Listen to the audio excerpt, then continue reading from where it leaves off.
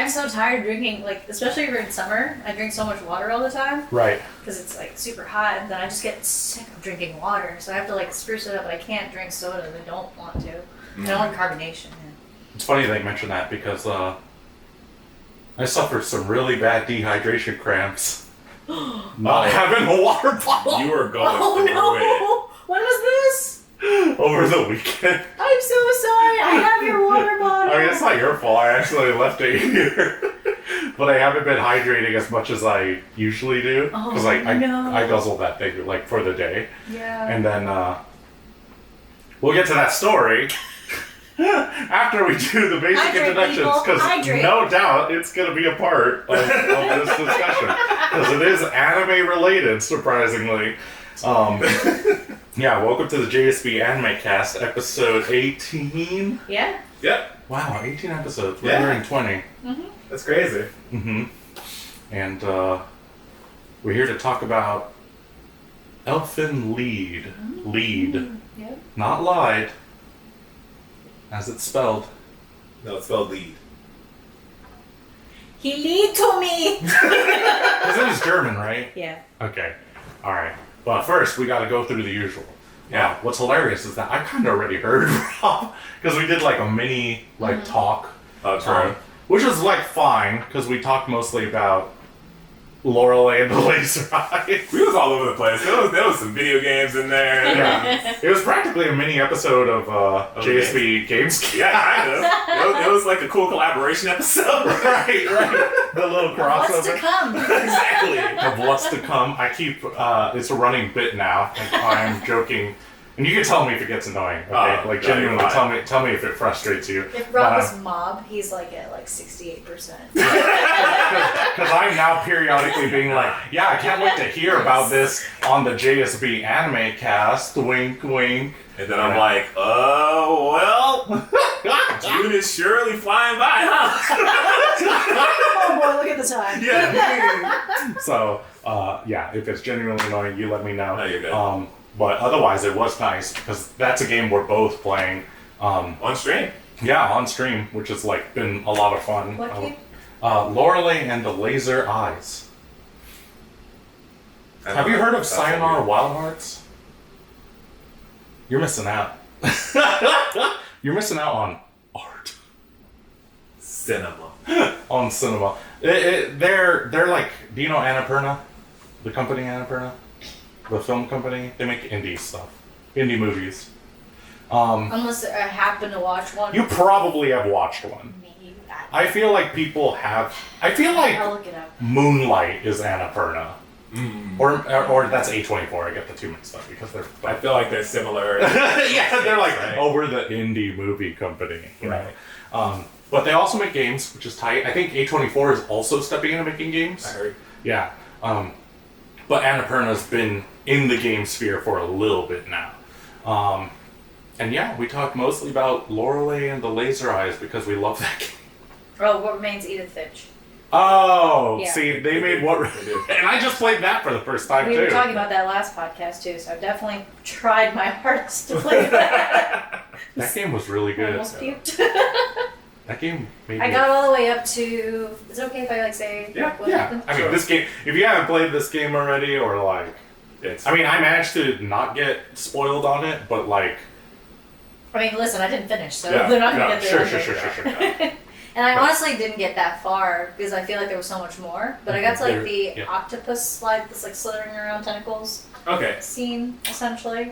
That's pretty early. Yeah, that's what it feels like it's early because I have no answers. Oh, that's to part of anything. Molly. Yeah. Right, okay. I have no answers to anything, so I just went through that and then I was like, oh. Yeah. Yeah. If you can't do the first person thing, I get it. I can't. Mm-hmm. I don't know any of these other games though. I did see you were playing Dead by Daylight. How does it feel to be playing Dead by Daylight? I'm having a great time. Cool. I'm upgrading my characters Right. in preparation. Right. You know we're gonna have every ability, right? Yeah. Okay, just making sure. Yeah. I'm just getting the reps in. Oh yeah, getting a feel for the game is important. Yeah, and also Right. I have been playing with, I guess, others, like just randos, Right. as both the killer and the survivor. Wait, just you were so- playing as killer? Yeah. Oh. Just to, I'm not going to for this stream because I'm terrible. Yeah. But I'm watching what other people do to like get away from me, and that works and like Yeah. throws me off. Right. And Yeah. I'm like, okay, Oh, you're I'm gonna- inhabiting the mind. I'm gonna borrow that, yeah. So, but it's been really fun, Mhm. and I had to make sure all my settings were good so that I wouldn't feel nauseated from it. Yeah. But it's not bad. Like it's fine. Yeah. Okay. That I first like person, that. though. There is a third person killer now. It's Chucky. Oh really? Yeah, Chucky's because he's too small. If you're a first person when you're Chucky, you're like down here. And that's awful because some of the grass is tall and stuff like that. So Oh like, my god, he goes up the stairs. yeah. So he's technically you could play killer if you want to play No, Chucky. thanks. I don't want to relive my life in a game. That's fair. All my friends are tall for some reason. Like you guys are Yeah, kids. we're pretty tall. We are pretty tall. We're pretty tall, even like among the other JSB goons. Yeah. Yeah. So, I get it. But before this turns into a JSB Games cast, Right, we're just doing it again. It's 2.3. what have you watched anything else anime Yes. related aside from Elfen Lied? Yeah, after we finished Elfen Lied, we had a couple extra days Mhm. until we were able to film. So we Right. finished the last episode of the season for Dungeon Meshi. Okay. Ooh. Are you done with it? No. Okay. Me Ha- either. halfway through. I saw that the season finished. Yeah. So now I'm gonna probably binge it over the next like week. Right. Yeah. It does definitely set up for another season. Right. In a very simple way, nothing crazy. They confirmed it. Mhm. Yes. And then we finished solo leveling. Yeah, Paul was telling me. And he's been obsessed. Like he's been reading the manhwa, Oh. and it's 260 something chapters, I think, and Mhm. he's on 100. Is solo leveling done as Manhwa? Yeah, Oh, really? Yeah. I didn't know. it's only 260 chapters, Oh, and that's not he's bad. like 100 and he's past 128. That's the last time I checked in at 4 p.m. today. Whoa. But he is loving it. He's like the drawing, the illustrations are really good. Mm-hmm. There's other characters that are come in that are like really fun and add so many more layers. Right. The stakes are always high, so you don't lose that despite the character of solo leveling. Right. The stakes don't match him and then go beyond what he can handle or do, and you're like questioning it, which is like that was the one thing I was like, is this gonna be a Mary Sue guy? Right. That's like my number one thing. It's very easy for that type of thing to like fall into Yeah. that trap. That's the biggest beef I have with isekais. Yeah. Yeah. Which is supposed to be a power fantasy. So, like, if you're into the power fantasy thing, then Right. yes. Mm-hmm. But in the long term, I'm very, like, I rarely am like, this is great, because, like, oh, it's a power fantasy with a Mary Sue character. It becomes a harem, Right. too. That too. Often becomes a harem. Yeah. Which I don't have a problem with. Nah. But, He's like, whatever. but the power fantasy thing, the Mary Sue thing, is like, alright, I feel like no stakes. Yeah. Mm-hmm. Because you're gonna win easily here. I mean, I love the jokes in that time I was reincarnated as a slime. Right. Like, it's really funny. Like, Yeah. they had a lot of, like, little bits that were hilarious that I'd never seen before. But the character ultimately becomes a Mary Sue. Right. Yeah. Nothing wrong can happen. Can even turn into a human at points. Mm. So Right. then you don't have to only just look at this little slime. And it's like, great, now we have cosplay options, right? But, yeah, solo leveling was a great first season to me. I did tell Paul, like, the differences. And Ryan O'Neill was telling me, like, the criticism that he's heard about solo leveling in terms of, like, timing. But I think it does a really good job explaining a very complicated story. Because the Right. manga takes its time Right. and explains a lot of things in detail. Like, you can go back, right? You can scroll back and see, what did I miss? Like, what was that detail? Who's this person? Right. But harder with anime. I think the fight scenes get a lot more love in animation. It's Mappa, right? No. God, who is it? Dubu? Uh-huh. UFO table?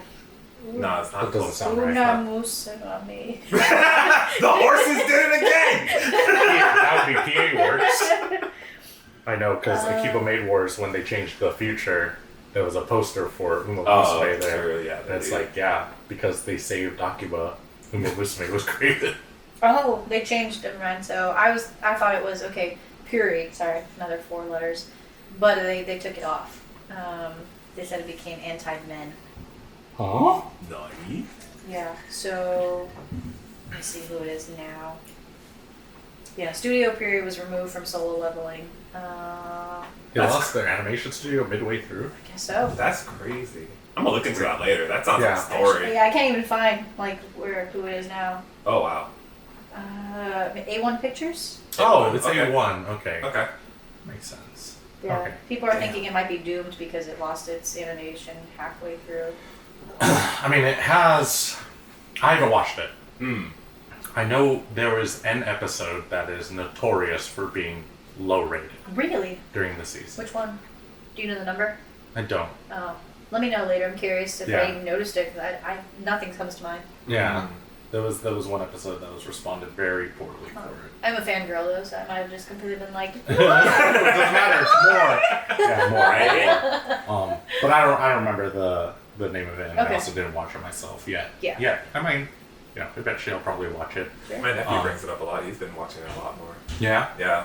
Big fan. He's a big fan. Yeah. Big fan. Yeah. I think he's like 10 episodes in or something like that. Every time I talk to him, he's just like, watch another episode. So like, have you started yet? I'm like, no. He's like, what are you doing? If you like MMOs, I think this one is definitely one that makes you want to play one again. Right. Even though it's not technically an isekai. Right. Yeah, it's technically not an isekai. Right. Kind of like what was another one we watched? It was like technically not an isekai. They just kept going into a fantasy world. Did we watch it for this? Freerun? Um, Freerun isn't an isekai. I do like hard fantasy. I do like the kind of. We're getting a little bit more. Yeah. Just like it's not an isekai. It doesn't have to be an isekai. right. Right. That's what, Yeah. maybe I'm thinking that with Dungeon Meshi a little bit. Oh, I'm Dungeon thinking- Meshi is not an isekai. Mhm. Right. Right. But they do go into another world with different rules. Right. They do. The rules change. Mhm. Right? Which is similar to like Made in Made in Abyss. Abyss. Right. Yeah. Yeah, that's quite the coincidence because one of my favorite isekais actually got a season 2 announcement today. Which one? So I'm a spider now. So what? Oh, Metamorphosis? I do love Metamorphosis. Can't wait for that animation. Same. Anyway, yeah, it's getting a season 2, which is really fucking cool. Yeah, I wonder how good it'll be. I hope it's still good. Its twists are wild. The twists, at least in the manga, were like, bro, that is an insane twist. I'm curious. I've never watched it. I can't talk or about read it. I will say one of the most interesting characters, or two of the most interesting characters, is because an entire class gets isekai. Mm. So it's an entire classroom. Oh. And one of them goes into the body of like a young prince, who's like royalty, very well pampered. He hit the isekai lottery, and his best friend, his like bro homie, also gets isekai, but ends up in the body of a girl. Oh. Not a princess. I think she's like more like a duchess type of situation. Uh-huh. But certainly because of like they were like soccer players. Uh-huh. He's like definitely like on the tomboyish side, but they are not afraid to do the thing where it's like, do you have a crush on your homie? Like, do Right. you like your homie romantically? Mm-hmm. And I'm like, that's fucking tight, actually. And it's like about being comfortable in your own body. Like, that is, this is a side character. Right. And I'm like, Both of them are side characters, or they're both side characters. Oh wow! yeah. So But it's like a side plot thing. But it does like it hops between like other characters. Their teacher becomes like an elf mage, Mhm. and they're trying to find all the students to try to like bring them all back together. I wonder if it's gonna have that answer later on, like why everyone got put into what Yeah. role or body. Maybe I know, but Honey? But I'm very curious. Yeah, I'm very curious as to how far it'll go in the second season, and I think if it reaches the like kind of like point where I had my like mind blown with it as like an isekai, I think people will be a fan of it. I don't think people will be turned off by it. I think it's like really cool. A lot of it because it's not the norm. Okay. It's like whoa. I'm curious. Me too. So no spoilies. No No spoilies. spoilies. No spoilers. All right. Anything else? No, I think that's the main stuff. Just Mhm. finishing those animes. Playing Dead by Daylight. Right. Reading more Berserk. I'm not How sure. far are you in Berserk? Chapter 20. Okay. Yeah. It's gotten a little bit less gruesome Mm-hmm. for now. For Ah, now. I just yes, know the some- calm before the storm. Storms just. It's made the best. It's bad. It's rough. Yeah. That story's fucking rough. It is. You're gonna finish it, and then you're gonna want to play Elden Ring.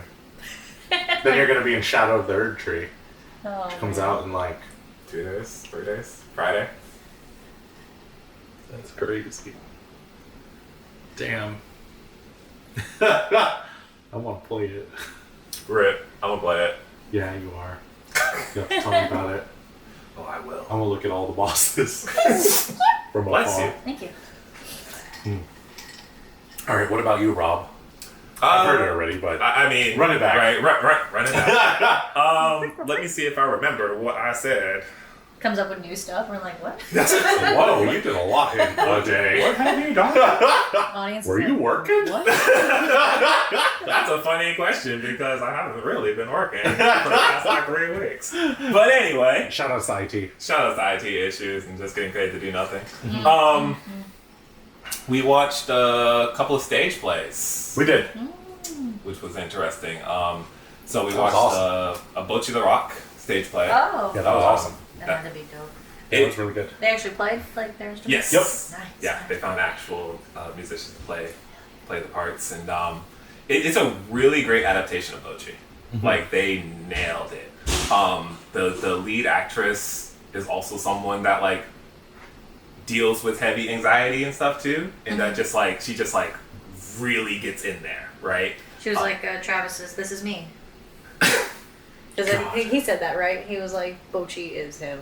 No, that was Travis's brother's girlfriend. I thought it was Travis who said this is why he made her watch it, because he's like, I am Bocchi. Well, yeah, he pitches it as like the anime where like when people watch it, they say, "Oh, This is that's me." me. That's me." Because like the people who ultimately cling on to Bocchi are very like, "Oh, right, relatable, me. Understandable. yeah. Oh.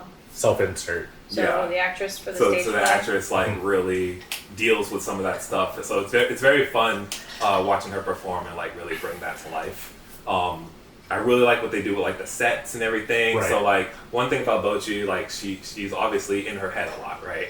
So on this show you have a bunch of different stagehands that are also dressed up as Bocchi, right? And they play as like her inner mind, right? So sometimes they're like interacting with Bocchi or like they're having conversations with Bocchi, so it's like her having conversations with herself. Oh. But they're also Right. the ones that are like moving the stage around and everything. Which is really and cool. Playing everything up. That's cool. It's so awesome. Yeah. I loved it. And this was like one of the first anime stage plays you've seen, right? Like Yeah. based off of an anime? Yeah, in terms of stage plays, I'm trying to think if I've seen any others. Stage plays. I feel like we watched like Sakura Wars. We or watched the something. Sakura Wars one. We watched before. the Sakura, yeah. which that's a video game. Right. Like, you know, whatever. It's anime. How did you enjoy Bocchi? I mean, I loved it. Yeah. I wish I didn't get a leg cramp during it. Yeah. Yeah, I got this like really bad thigh cramp, and then I was like looking up. I was like, okay, how do I get rid of this thigh cramp? And y'all know how WebMD is. I You was have like, cancer now. I was like, okay, yeah, it's probably dehydration. I haven't been hydrating enough, you know, like, it's been really hot and like, yada, you know, massage it this way, blah, blah, blah. And then the bottom line, it could also be a blood clot. And I had to like get up and immediately start glugging water, hoping that it would go away so that it would be like Not a blood clot. Not a blood clot. And then, like, unfortunately, my meds can only do so much of the heavy lifting. I didn't have a full-blown panic attack, but I was like, it's a little rough. So I'm going to go upstairs real quick. And so, like, went upstairs, rested in my bed a little bit, got, like, my heated blanket to, like, put on it to try to loosen up the muscle. Mm-hmm. And then, like, just glugged water. And then after, like, 10 minutes, it was gone. It was not a blood clot. No blood clots here. Don't worry, guys. I don't have a blood clot. And it was able to come back down and enjoy the rest of it. And it's without subtitles, but I watched all of Bocchi, so I knew everything that was happening. I understood all the jokes. It's just, I don't know, it's really hype when they start playing the songs and, like, you know, they start cracking the jokes. Yeah, really, really, really cool. I'm hoping I could catch more, because, like, usually the stage content I consume that's anime adjacent is, like, idols. Mm-hmm. I have, like 5 Love Life concert Blu-rays, and and then the Zombieland Saga, like, concerts, and those are fucking amazing. Right. Those are concerts, not stage plays? No, they're not stage plays. Oh, okay. They're concerts. That's right. They were doing the whole idol thing, but okay. But they are the voice actors. Oh, okay. Yeah, they're the voice actors who are, like, singing and stuff. So, you know, if I ever go, I'll get a ticket, shake hands with one of my favorite saves. And what else? But yeah, very, very fun. We followed it up with Yakuza. Yeah, so we did a stage play double feature. Yeah. So we did Yakuza afterwards, which is crazy because, like, the Bocchi stage play is 3.5 hours, and then Yakuza is 2 hours, so we're like 5 hours of stage plays. But I was okay with it. I did have to take a nap. Because the cramp unfortunately exhausted me. Because my muscles were strained and then my body was like, go to sleep. And then I was like, all right, I'll set the timer for an hour, because I also have to drive the homie home. Right. And I didn't want to, like, be, like, on the verge of passing out and driving him home. Oh, right. Yeah, so I was sure. like, all right, get some energy back. Got some energy back, and then came downstairs and apparently got in for the good stuff. Yeah, for Yakuza. The second half of that show is really good. So this is a stage play based off the Yakuza video game, Yakuza 1 specifically. Right. But they do some things with the adaptation where they bring some characters in from Yakuza 2, and it's just like, they don't really do anything with them, but it's like fan favorite characters, so it feels just like fan service to throw them in there. Right. And me and my friend Chase are just kind of like, why is Ryuji here? I don't know, but he's pretty fucking funny in this scene that he shouldn't be in. But okay. Right. It was an improv thing, and they were like, "That's pretty good." Yeah. Just keep that. I wonder if they for sure thought they were going to get a second one. I wonder. Yeah. I wonder. This show came out in 2016 or 2017, somewhere in there. So they didn't get another one, but I thought all the actors did really well. Yeah. The only thing about that show was the set design was very like blah. Yeah. I really feel like they could have did more with that stuff. Mm-hmm. And then also this is kind of funny, but they used like clips from the original PS2 games to like segue scenes and stuff, and I'm just like, it's funny, but it's also kind of cool. Sometimes it's kind of cool. Sometimes it's kind of cool, but it's like, other times it's really stupid looking. Why are we having this PlayStation 2 graphic here? Yeah. Okay, sure. Stuff you would normally Just see in at case like you a... forgot what you was what was before, right? Right. You know? You see this low poly version of Kiryu just walking through the streets, and it's like, you could have just did this on stage, but okay. Right. But yeah, the first half of it is just very slow. It's a lot of build up. It's a lot of like, here are all the players, and it's kind of told in a very like bland way. Aww. Like, but really once all that stuff is settled and we get into like the meat of Yakuza 1, it gets really good. It gets into the Yakuza drama. It gets into the Yakuza drama. It has some pretty good choreography with like its fights and stuff like that. Oh, yeah. When you see Kiryu and Nishiki like take off their shirts and they have the whole back tattoo and everything, and they're just like standing on the other side of the screen just staring each other down, and you're just like this is cool, and then you realize like part of the back tattoo is like slowly peeling off. This is really funny. Right, as they're tumbling and like wrestling, and basically you just see it just peeling off like slowly. It's so good. It's a fun show. It's a fun show. It's a very fun show. I really enjoyed it. That one did have subtitles, so thank you to that one person out there that did us a service. Right, because I would not have been able to understand it because I also haven't played Yakuza 1. So. Right. Yeah. So, yeah. Only other thing I did was I binged through Girls Band Cry, but I'm going to baton pass to Asher. You can't do that. That's a terrible idea. Because then we're never going to hear the end of Girls Band Cry. Yeah, first thing he said when he walked in the house was, guys, this is my favorite thing in the world right now. I gave him his new fixation. It's Rob. my first. It's I had to get him off 100 girlfriends, all right? Yeah, one more. I managed to inch my way to one more girlfriend. He's like, I need one more. All right, girl, man, cry. Oh, is there anything else? Nah, that's really it. All right, Girl, man, cry. Yep. I almost call it Girl, Man, Cry. Girls, Man, Cry Baby. Girls, Man, Cry Baby by Yuasa. Girls Band Cry. I won't go too much into it. Okay. It is a band anime. Speaking of Bocchi The Rock. Yeah. Okay, so girls band anime. Better than PS. 3D animated, CGI. Mm-hmm. So, a very interesting decision. By Toei Animation. By Toei, who does One Piece. Mm-hmm. Okay. And OVA, so also not based on a manga. Mm-hmm. And it works. I cannot. I haven't had enough time to formulate exactly what I want to say about it. But it fires on all cylinders. Like, it is making use of the medium. These people are playing their instruments like I'm swept up by it. Like, when they play songs, I'm taken away. And it's amazing looking. Everybody who play, and I haven't even gotten to the bass player or the keyboard player. Mm-hmm. I think I've seen a clip of the bass player, and I'm like, oh, oh God, like I need to see more, you know? And it's hard to explain without giving it away because it's still kind of fresh right now. And I don't want to talk too much about like the drama in it because it's less of a comedy than Bocchi. It definitely wants to tackle some like harder hitting issues, or not issues. I shouldn't call it issues, but like drama. Yeah, like how do you survive as an artist, right, after dropping out of high school, right? Or if you want to do something and your family doesn't want you to do it, like how do you kind of like contend with that?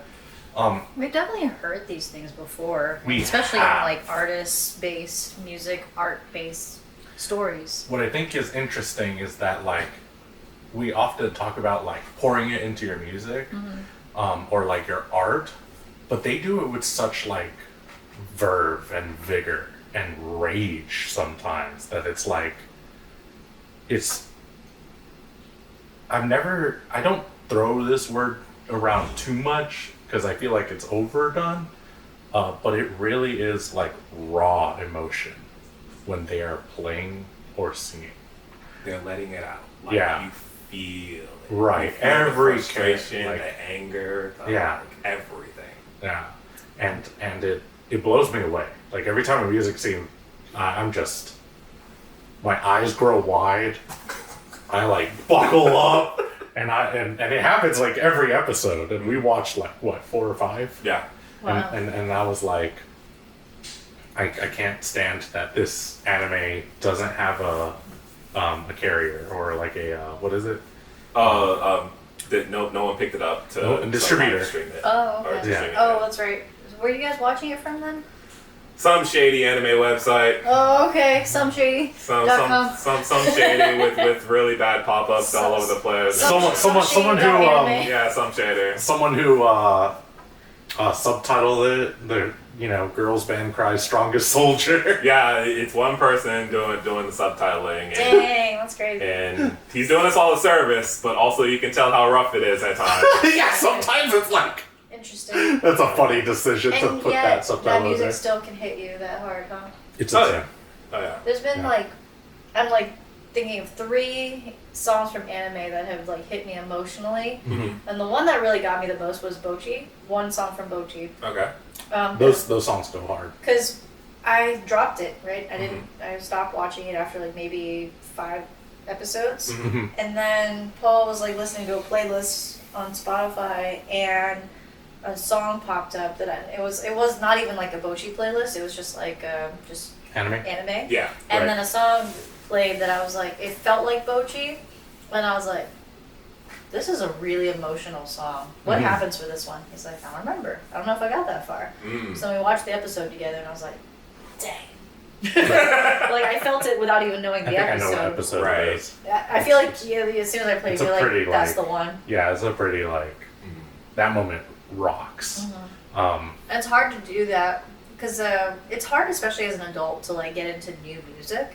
Oh. You go along into things that you are familiar to feel like home, Me constantly devouring everything people throw Oh at me. yeah, that's true. I'd say adulthood though, you get less emotional and attached to things. It's funny because we were talking about back to the JSB games cast.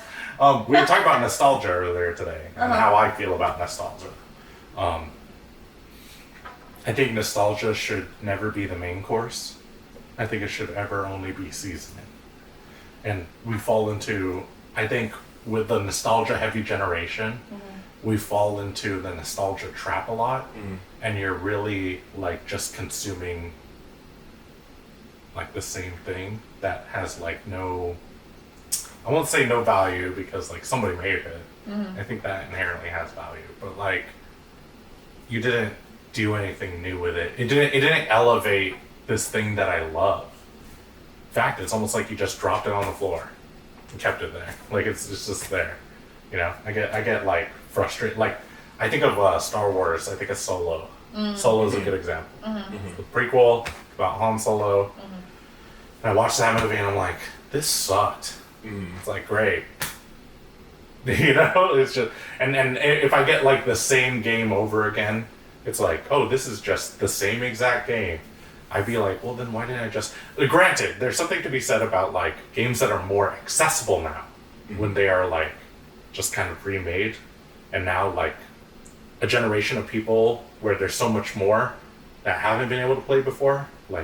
That's cool that they can experience it. But then there are other situations where it's just oh, here, take this carbon copy, and it's just it's just...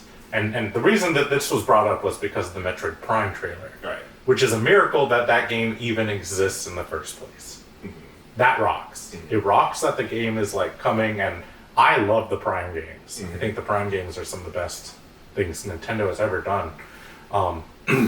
Granted, we've had 3 of them already, and the 4th one showed nothing new. Right. It's a 20-second teaser. 20-second teaser. So yeah, the fact that it exists is the hype part. That should be the hype part.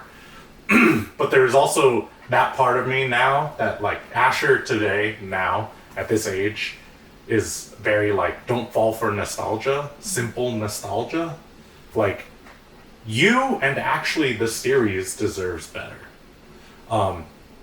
And so I just kind of want to see the new mechanics trailer of Metroid Prime 4. Sorry that I rained on you today.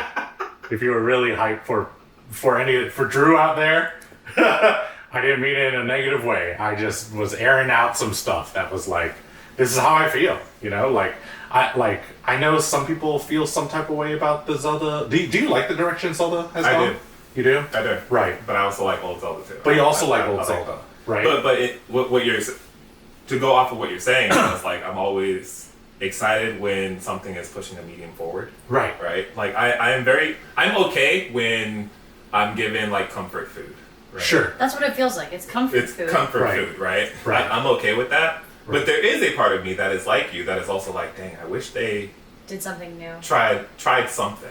right? Like experiment, play with it a little bit. You don't have to go all in, but like do something a little bit. Experimenting's expensive though. It is. It is very expensive, and I don't blame people for like wanting to do the. Well, that's the fear, right? At the end of the day, these are businesses, exactly. So like they have to make money, and the safe is what makes money, right? Yeah. But I'm always looking forward, and I'm always more excited for something that's taking a chance, right? Even if it doesn't work out. Like, I'll be like, damn, that was a fucking bad idea, but I appreciate the fact that they took the chance on it. That's exactly how I am. Right? Like, let's say Breath of the Wild did not, and this is coming from a person who has not played a Zelda game through to the end, but let's say Breath of the Wild wasn't like a transformative experience, because it is.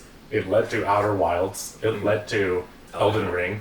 It's a big deal how that, like, game kind of changed open world. Which was already like, some games got praised by simply virtue of being open world. Right. That was like the state of game, right? We think of like Grand Theft Auto and stuff like that.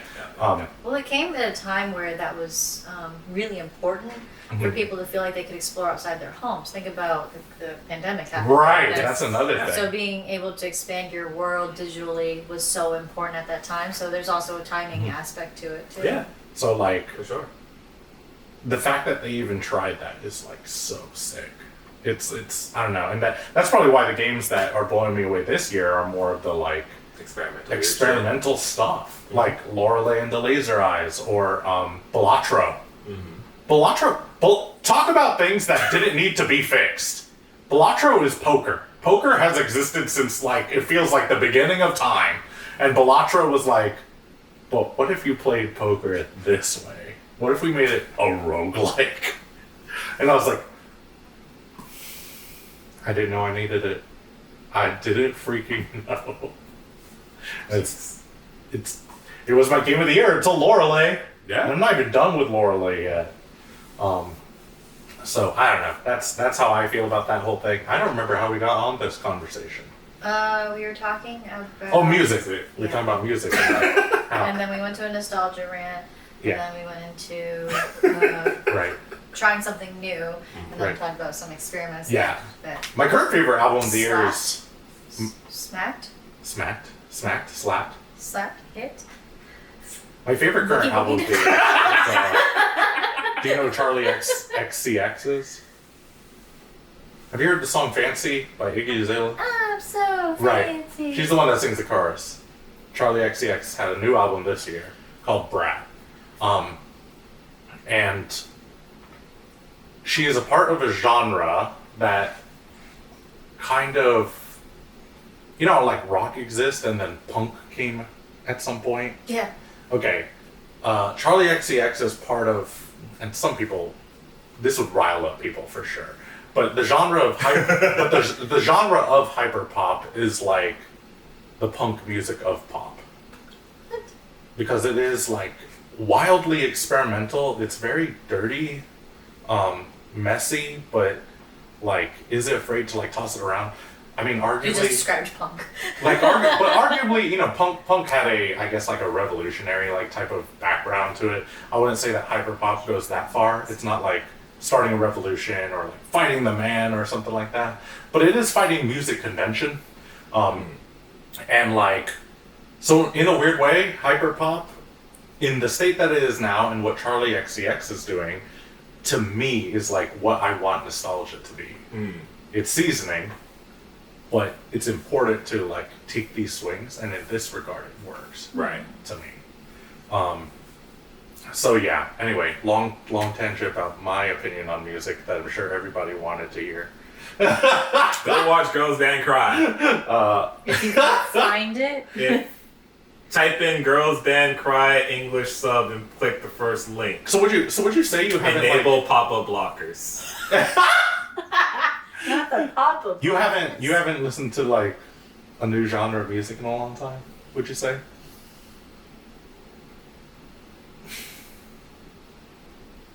I don't even know what would be considered new. I don't listen to anything that's on the radio, that's for sure. I don't either. I think some stuff, like, I definitely was not into J-rock, J-pop, K-pop, K-rock at all growing up. So I've branched into those because I'm watching more anime. Right. It's just more It's adjacent. prevalent. Yeah, it's more prevalent in the culture and stuff. You kind of like fall into it. And they do different things with their music too, so that makes the taste change. Right. It's always changing. I just already had a diverse taste to begin with anyway. There wasn't anything that I was like opposed to, but I have been listening to like the same stuff for a long time. Yeah. Just kind of with like sprinkled in new pieces here and there. Like definitely new instrumentals from like movies. Right. Has come back and like into my playlists. Folk songs.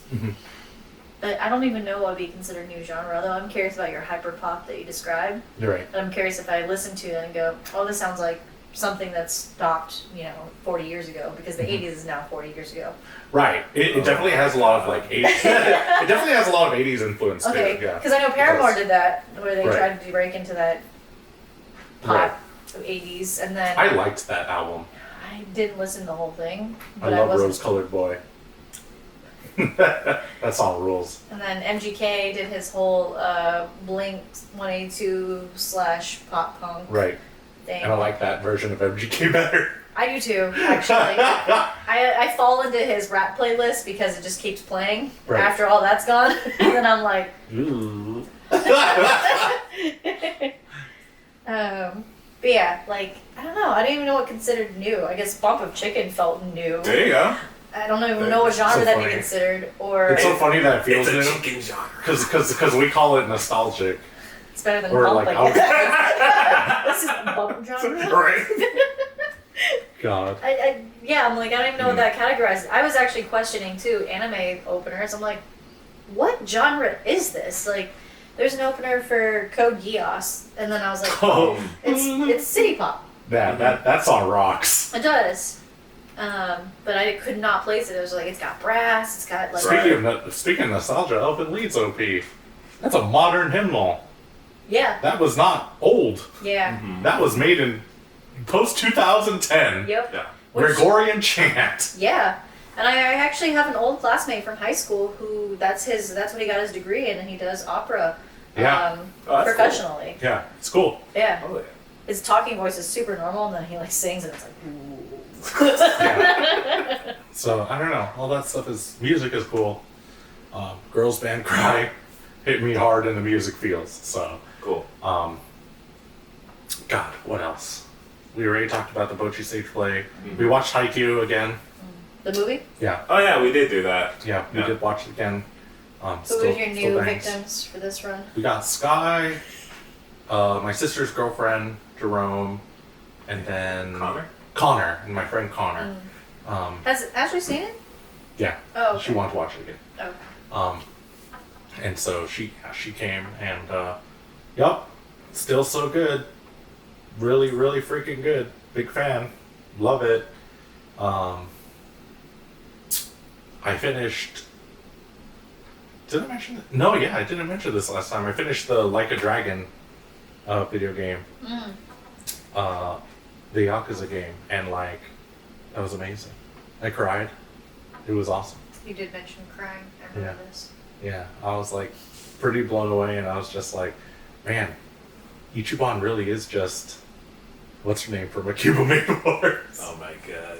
She really is. He changed the future, and he sees the good in everyone. Which character are you likening him to? Ranko? No, our main Or character. Megumi? Or Megumi, yeah. Megumi? Yeah. Oh, okay.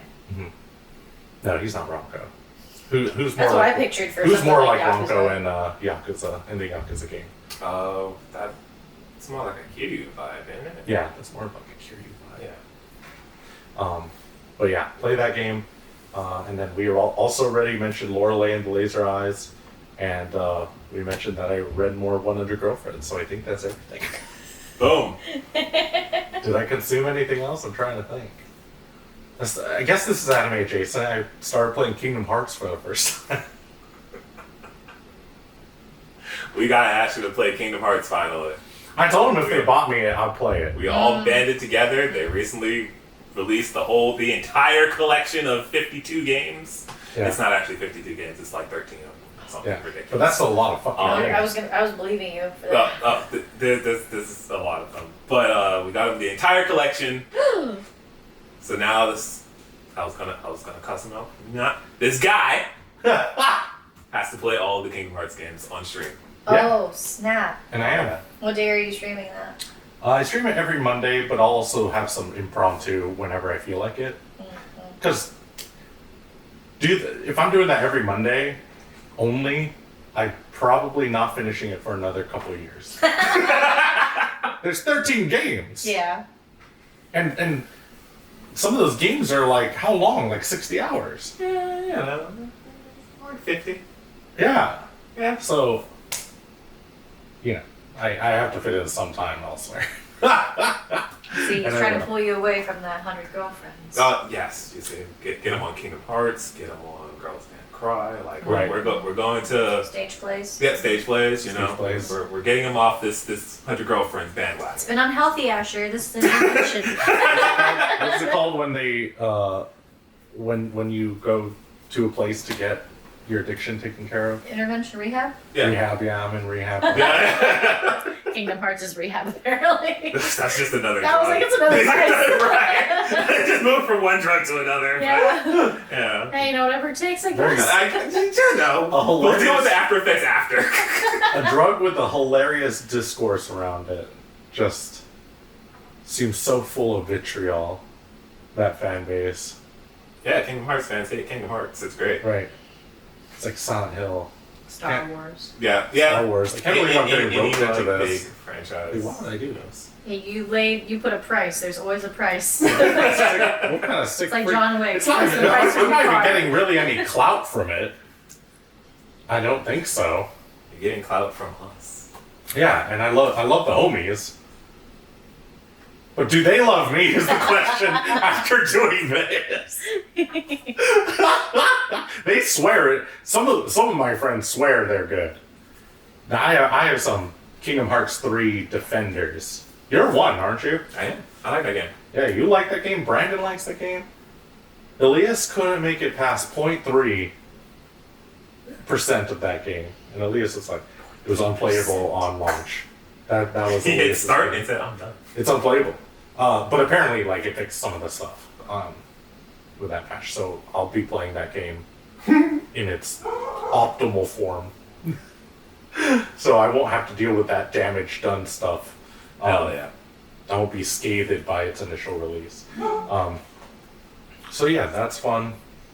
So yeah, I think that's it. I think we're ready to talk about Elfen Lied. Do we need to take a break first? I think so. Duh. And Let Camera-kun rest. Yeah. Camera-kun, you earned Camera-kun. yourself a break. you did. Ugh. Good job, buddy. Shouts out.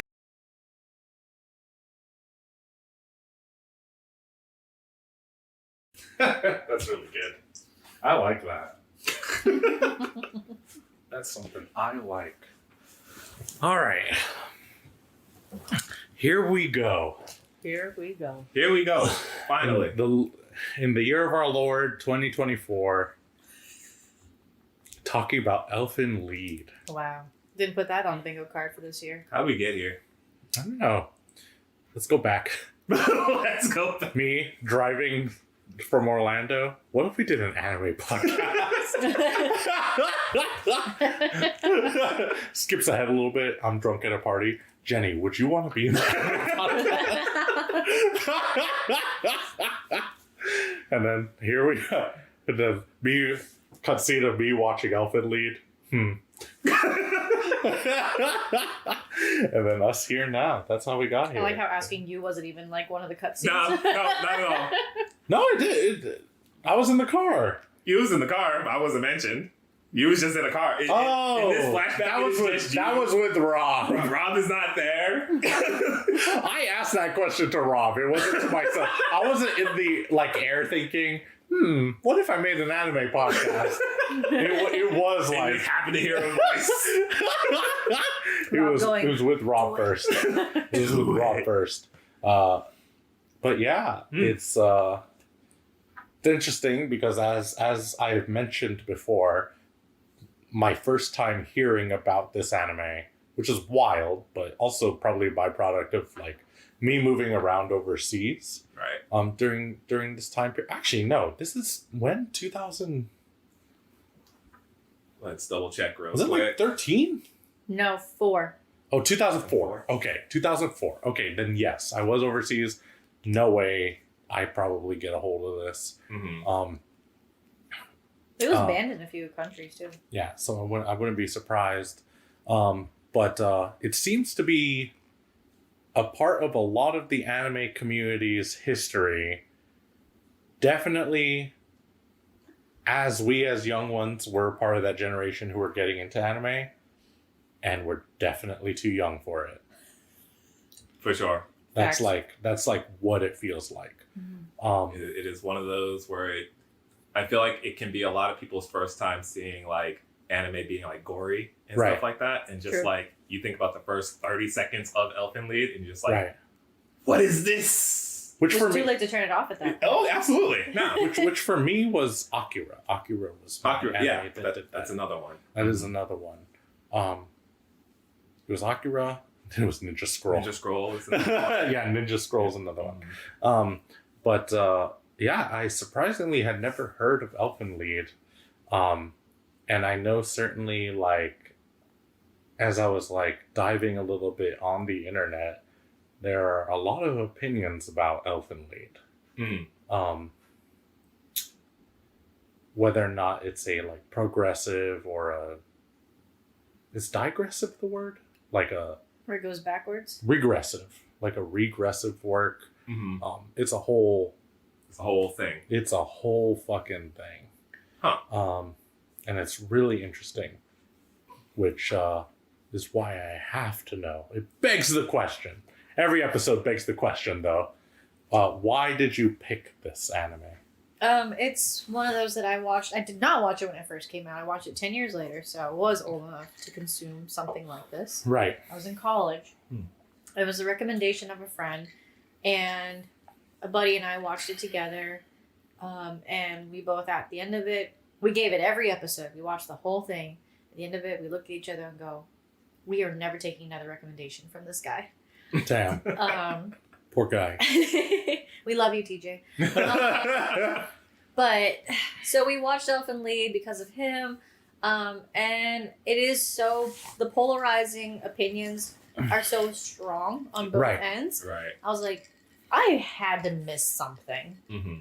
Like, Mhm. I usually, I'm kind of a more of a middle grounds person Right. when it comes to opinions. Like, I see both sides. I will absolutely have my opinion and stay on that side of the fence. Sure. Right. But I definitely am empathetic to the other side. Mhm. So I was like, I got nothing good out of that. So I must have missed something. Mm. Mm-hmm. So, like Rob, I make it my homework excuse to put shows on this podcast that I have been wanting to explore or get back to Right. that are fitting within our time frame and stuff. And Right. This was definitely one. I knew it was short. Mm-hmm.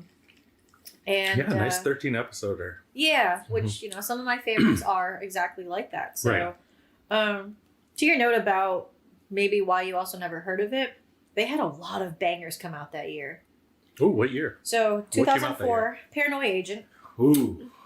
Yep. Samurai Champloo, Yep. Ghost in the Shell, Mm-hmm. Howl's Moving Castle, Bleach, Pain of the Ocean. me.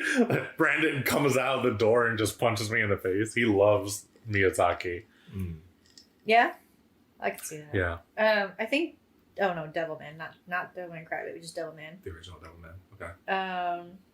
Yu-Gi-Oh movies came out, 3 of them. Oh, shouts to the Yu-Gi-Oh movies. This is a banger year already. Yeah, Honestly. like these are big names, so no wonder something like this kind of just fell quietly. Right. Yeah, who would want to watch that when you have all these? Yo, Bleach just started that year, bro. Yeah, I'm taking back to high school right now. I loved the manga, so when the anime came out, it's also a very formative anime, like that OP. Oh, yeah. If you look at Asher's fashion sense, So I can understand. one. Bleach's first OP. Bleach's like orange range. If you watch Asterisk. that OP, one of the cool things about Bleach in Tite Kubo as an artist, like he likes to play with fashion a lot. Right. Right. So that OP is just all these main characters in just different streetwear. And Right. just like he's playing it up. And I was like, It's- this is me now. Around My- that time, I mean, I think actually they paid attention to everyone having different outfits, Mhm. not just they have their one outfit that Right. go throughout the whole series. Right. I guess, when did they stop doing that? I don't know, but it's funny they mentioned that Because because there's some artists that continue that. Mhm. right, It's yeah, very people much people do it. Yeah. Ichiro Oda, Yeah, oh, Does it? for Yeah. One Piece does it too. Yep. Yes, he has a season outfits. Mhm. Yep. Yeah. They did it for Yu Hakusho too, but Right. that One Piece is still part of that era that was like Yeah, doing that. yes. right? That was one of the big three. I mean, I heard rumors. I didn't want to spoil myself, but I heard rumors that girl band cry outfits are real bangers in these recent episodes. Well, so I can't wait to get to the latest episode. only watching 4 episodes of Girls Band Cry, my sister vocally pointed that 'cause she's Yeah. watching with us. She was like, they're wearing different outfits every time they hang out, Mhm. and I'm like, oh my god, you're right. That rocks. I So love that. What time period does it take I place? think it's modern. Yeah. Okay. Yeah, I think it's today. Curious what their idea of fashion is right now because it's so wide. It's actually kind of thrown back to the 80s a little bit Yeah. Mhm. and 90s. They look so- like very standard wear until I guess like what I'm hearing is that the band wear is where it like takes the edge up. Mhm. Oh, But yeah. but in their casual clothes, they just look like everyday, like what I would wear casually. So it's really interesting. But anyway, I gotta fight the brain worms. We can't let Girls Band Cry seep into our conversation about Elfen Lied. Yeah. What were we talking about? You asked me why I chose Elfen Lied. Right. But yeah, I think that answers it. Mhm. It was something that I've been wanting to rewatch to give it another chance. So with that, giving it another chance, do you appreciate it now, or is it stayed the same, or Holy does crap. it suck worse? It's like a completely different experience, huh? Totally different experience. That's cool when that happens. And I was love like, that. was I like high or something? Yeah. I don't Are you feel mad at younger awesome. Jenny? No, I'm not. Okay. 'Cause Sometimes it's share the time her- and place thing. I Right. agree. Yeah. I'm not going to be mad at my previous opinions because they were valid at that time. Mhm. That's right. Feelings are real. Yeah. Mhm. You know, maybe I'm a Democrat now. I'll be a Republican when I'm 80. You know, who knows? I don't know. Yeah. Who knows? Who Who knows? knows? Who knows? But you know, opinions do change. Yeah, you they know, do. you start loving foods that you hated when you're growing up, and Mhm. I think that I love was- spinach. Boy, howdy, did I hate spinach when I was a kid. Anyway, go ahead. I'm just loving how proudly you proclaim, "I love spinach." I love spinach. Like, Like, whoa. I think I'm gonna have to get him a shirt now that he can wear. Yeah. Because he says, "I Don't love even, wait, it shouldn't even say I love spinach. It should just say spinach. No, I was gonna say I love spinach. You did this to yourself. Anyway, the memes keep rolling. This is why we have such good swag, though. I mean, like our shirts have the starting student Right? symbol, and then our we'll talk about this later, but Yeah. our swag bags, priceless. But Really yeah, stuff of legends. Yeah. the I am very happy that I gave it another chance because I don't usually do that, especially Right. when you have a bad first experience with something. Right. That's Right. usually never grounds to go. Let me try that again. Mhm. It's like getting poisoned and then going. It's Let me try that very again." seldom. It's very seldom that I do. Mhm. I trust the like opinions of the friends close to me Mhm. to where it'll be like, okay, you know, maybe they're right. Like, much to my chagrin, Brandon walked out of When Marnie Was Here. He watched that recently, and I didn't like it when I Wow. watched it like over a decade ago. Mhm. He loves it, and I still hold on to that feeling that it was like too melodramatic, Mhm. you know, just all that stuff. But I give it another shot because a homie likes it over a decade later, Right. you know, and Lord knows I'm completely different from who I was 10 years ago. Right. Yeah, Right. I would say it was about 10 years ago. Mhm. Yeah, I first watched Elfen Lied. Right. Mhm. But it was a really good experience. Like, I guess maybe I paid more attention to certain things. Right. Maybe certain subject matters didn't go over my head as much. Right. Maybe, and this is actually my theory that I talked about with Paul, that there were certain aspects of how it was animated that completely made me just not able to focus on the story. Mhm. But because I'm older, I'm able to filter it out Right. and Okay. pay attention to the story and go, this is actually a really good story. Right. Okay. Whereas I think maybe younger me, new to in taking this stuff, didn't really know what to pull out Right. in terms of like what's high quality Right. versus what's. Because it's certainly an imperfect anime. Oh yeah. Mhm. Yeah. With some killer lines though. It's one of them, you're helpless. But yeah. Okay. That's very cool. I like that. What about you, Rob? Like how you are also a person who has watched it before. I've watched it Too before. young, you watched it right? too You're the young. too young I was guy. very young when I watched it. Right. You know, it's like, oh, gore and titties. Okay. This is a weird Lots of thing. titties. Lots of titties. Right. And I didn't pay that much attention to the story, I guess. Like I was there mostly because I was shocked by like the violence and stuff out of it. Right. You know? And you watched the whole thing? I want to say I did. Probably When you were a most kid? of it. Right. Right. But it was like as it was airing on TV, so I might have missed an episode here or there. Oh yeah. Right. But I watched it every time it would come on. But I didn't really take much from it. It was just always that anime that I was like, yeah, that was pretty gruesome. Yeah. Like that was the lasting impression of it, right? Where it's like, oh, you're gonna watch this because like gore and violence. That's what everyone says too. Right. And I mentioned to them that I'm watching Elfen Lied. They're like, oh, all right, get ready for that gore. That's the lasting impression, right? That's the lasting And then impression. anytime it comes up in conversation, that's where it always goes. So I never really Right. thought to think about it much more than that after the fact, Right. right?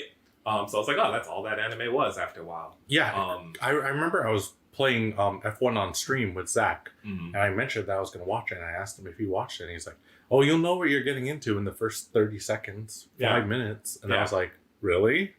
And it's that lasting impression thing. Right. Like, it's almost like It kinda it's like not more than that. Takes over the entire show, Right. like that first 30 seconds. Right. But upon watching it now and like really sitting with it, paying attention to what's going on, like Mhm. I do really like the story of it, Mhm. right? Yeah. It's really fascinating stuff. Mhm. I enjoy it. I was do like, too. hey, this is a really good pick. Like, thank you for that. Yeah. You're welcome. Question mark? I was ready to be like the shit follow up to Asher's last one. No, Not the shit follow up where I thought like Yours might this be could more- go either way too. I was like, this could be ass. Not gonna lie, Paul and I have struggled to explain to people Akiba Maid War. oh, man. Because you can't. can't Like explain it. it's frustrating to explain it, It and like make is. it good. Like I can't because each episode was so good, and I can't even explain why it was so good. I'm like you gotta just kind of see it. yeah. Gotta watch it. Yeah. I even tried to like throw the OP into a group chat just to like Yeah. see if anyone would be like, "Oh, what's this from?" Right. It didn't take. It didn't stick. No one was about it. Everyone was like, "This sounds chaotic." I'm like, "Oh man." And it, Like, yes, but also yeah, but It's also refined. we're fucking chaos. there's The some. pigsty. I swear, like if you dig through all this muck, it's there, which kind of is similar to Elfen Lied. You know, Elfen Lied has like Tons of muck. a front-facing. It is shockploitation. Mm-hmm. It absolutely is shockploitation. And you have to, you do have to suspend your disbelief on the logistics of the whole story. right, Of But course. the logistics were not a part of the storytelling. right, It was about. It's honestly a very metaphorical story, right. at least in my interpretation of it. Which once I suspended that the point was to tell a logical story, but to tell a metaphor and explain an emotion, Right. then I go, oh, now this is worth watching. If Right. I'm not here for the metaphysics and like the logic, and we're going to explain this great mystery. We're No. actually going to explain a complex emotion Right. and share the story through that. It's a weirdly highbrowy story. Like it wants to tackle high Yes. concept. Mhm. Yeah. Yeah, it wants to, and then like whether or not like it part of its controversy, as far as I can tell, is like the muck that it's like hidden under. You know, like, Yeah. The pearl hidden underneath the mud underneath the yeah. clam. There's a lot of conversation about like, is it worth what it's trying to do in the midst of like the bad stuff that it's doing? You know, in regards to like the violence or like what else? The smut, I guess. You know, like I don't know. I don't It's- think anything felt smutty. it's just like, I don't know. It's really interesting. Some people have very strong opinions about it. Yeah. Like it's immediate turn off. which is like fine.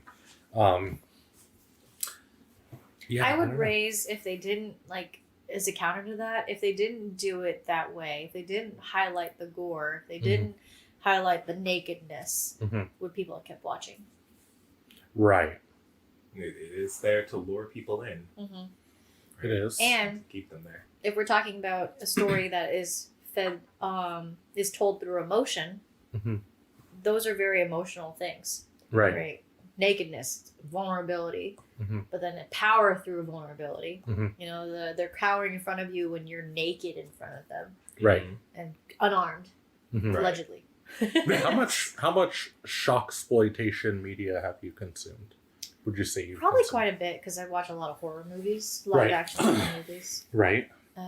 This is certainly a horror anime. Is this our? It's not our first because I guess Summertime counts, right? A little bit. Summertime does. Paranoia Agent. Also. Paranoia Agent does count as horror, right? Man, we've been hitting it out of the park with the horror ones. Yeah. Because I think it has a reputation. I mean, it has a reputation in the film genre as well as being like trash, but like horror. Yeah. But I think in anime even more Not so, a lot of at least as a series, for sure. I'll be honest, I've yet to see a bad horror anime. No, Rob. Like I can pull some out if you really want. Just you wait. There's some bad ones. That's a bad one. I've never. Yeah, exactly. I've never seen a bad one. But They exist. I'm gonna tell you that right now. Listen, we can watch Blood Sea. That's not great unless you want violence. Everything else in there is not great. Rob's put ready. the Rolodex away. So we're like, Rob's going through. Higurashi. see how to sort it by the Dewey Decimal System. Oh my god. But yeah, it's I don't know. It's yeah, what are you gonna say? Yeah, you would say you've consumed a lot of shocksploitation. Yeah. You would say. Yeah, and honestly, like a lot of times I have to look past it to go. You know, like I think horror actually does that a lot, where you have to get past that to get into the good story. I mean, The Menu I think is a good option, example of that. So, Interesting. have you seen The Menu? No, not yet. It's a horror movie that was on Netflix, and it literally has the chefs using shock factor to create a meal for the guests. So they say a part of the experience of eating this I've seen the hamburger scene. is witnessing something horrible. Although the hamburger scene is the nicest part. Dude, and what that He's moment... like, I want a hamburger. He's like, I'll make you a burger. He's like, I don't want none of that crazy shit. I just want like the beef patty, the cheese, the lettuce. He's like, I'll make you a traditional American hamburger. Did it say the part right before where she says, it's not a spoiler, it's the worst part of this whole experience is that I'm still fucking hungry. No, I didn't see that part. But that's really funny. But the way she says it, who she says it to, after everything that's happened makes Right. it so much more amazing. Huh. But that, it does, I mean, it literally is, you can only experience the meal fully once you've been absolutely shocked and horrified Right. by what you're experiencing. Interesting. And it's like, imagine the emotions that you've had with food, you know, right? Sometimes you've been tired, sometimes you've been sad, sometimes you've been like, I'm Right. not really mood for this, someone's trying to comfort you, and then you feel the love of that person trying to comfort you. Right. I've also had food cooked by Paul where we were just having an argument, and then I eat something that he's made, and I'm just go, you made this angry. Like, Yeah. I can feel the anger and unhappiness in this meal. Let's talk, you know. I can taste the anger in your eggs that you just made. Not the angry eggs. Oh, I was so upset. I was like, I can taste the anger. And you can taste the love too when you're like, man, you made this like with care. You wanted to share something, you know. So it's like the shocksploitation absolutely adds to it, and that's what I was saying. I feel like we wouldn't have had or cared as much if it didn't feed us the stakes and kept us that high. I feel like a lot of animes do that. Maybe not as gory, but maybe there wasn't the option to do it slowly. Right. You know, they really probably had a small budget. You could kind of see it Oh, from the yeah. way it was made. This show's opening scene is lengthy for what it was doing. Oh yeah. It is just constant. She's whipping out something new every time. She's grabbing a nearby innocent, like using them as a meat shield. I was like, that's I had to let out a relief laugh, like a laugh of like, because my emotions didn't know what else to do. Yeah. You know, it was like, oh my god. At the same Like- time, Like I see. they also spared you actually getting to know her as a character. Right, when this right, happened. right. So you're like, okay, that's not as hurtful, but then you do see that other What's people. funny is you get a flashback with her later. Oh yeah, randomly, and it's like, no way. But yeah, She's been here that long. Okay, right. Alright, I guess. It's wild. What about? Actually, you know what? Skip it. I know you've seen shocking stuff. Let's move on. What's it called? He watched this when he was a kid, so Right. they didn't have parental controls on the TVs back then, nor the computers. They had no control over me. No, they were not going to stop me from watching Elfen Lied. They couldn't. Let's see. What do we want to talk about? There's Where do you so wanna the problem is that there's I so many places we can go Where, to. where are we starting? Oh, Jenny's hopping in. Actually, The this water's is warm. the longest notes I've ever written. So here's where it starts. Uh-huh. Wow, Whoa. the longest That's the longest that I've notes. done. That's Yeah. so many more notes than me. All right. I don't know, man. My screen's like this big, so. Let's see. Throw dart. We could do the opening. Let's talk about that. Let's talk about the opening. Because you immediately were like, "Oh, that's Gustav Klimt," and that sent your brain on a whole. You were on a journey. We stayed for another hour watching Oh, did you really? for the first what was it? We watched the first 2 or 3 episodes. Yeah. Right. We watched first And then three. we stayed in the living room, and you were Right. just like, Oh, yeah. you went into a whole thesis that you're 50 pages that here was right running now. through Oh, yeah. my head. And now Yeah. by the end of it, You because talked about yellow wallpaper, Right. and you talked about how much yellow was in here. Yeah. so where did you land on this OP? Oh, I love the OP. Yeah. I think the OP is a work of genius, and it goes back to that thing. You know, I'm not against like skipping the OP, whatever you need All to right, do. Asher, I get it. You're mad at me for skipping the OP. How dare you? But for me, I I made your anime think. sins. But for me, Watch what it I think is dub really too. cool, what I think is really cool that anime has a tendency to do. Let's reel it back a little bit. One of my favorite quotes by Roger Ebert is, which I think he passed away like however many years ago on this day. Ebert. So shout outs to Roger Ebert. Whoa. Is the great films will ask you a question the first time you watch it. And then it'll answer it the second time you watch it. And so like what I feel like with anime OPs, at least the good ones, it kind of like presents this idea to you, and that idea kind of shifts. It's funny that we've been playing Lorelei and the Laser Eyes, because a good anime OP will give us laser eyes. It'll like make you see something. Everyone play Lorelei and the Laser Eyes. I swear it's brilliant. You kind of like, if you're willing to put in, and some of them you don't even have to do this. If you're willing to put in extra effort, I think you can be rewarded. If you studied who Gustav Klimt is, there's something, and I don't think it's wholly necessary. I'm not going to go out there and tell you that you have to study Gustav Klimt to appreciate this OP. I think you should. But I do think there is value in doing that, and I think you can appreciate it more as a work of art if you do, because the way the characters are framed is like some of his great works, and it even what's crazy about some of those works by Gustav Klimt is that it transcends the work itself. Like specifically, there is one of those paintings that was like ransacked by the Nazis in Germany, and there was actually a movie that came out recently that was like about the Jewish family who lost this painting getting it back. And like this entire anime is has the racial conversation, and like for the painting itself to like have real life like backdrop of genocide is like fascinating. And you get a lot from it just by watching, or like knowing that it's there and like what it means, I don't know. It's really cool. And everything I know about or not everything I know because I did a little bit extra research, but like my initial understandings of Gustav Klimt are from my sister, who was an art major.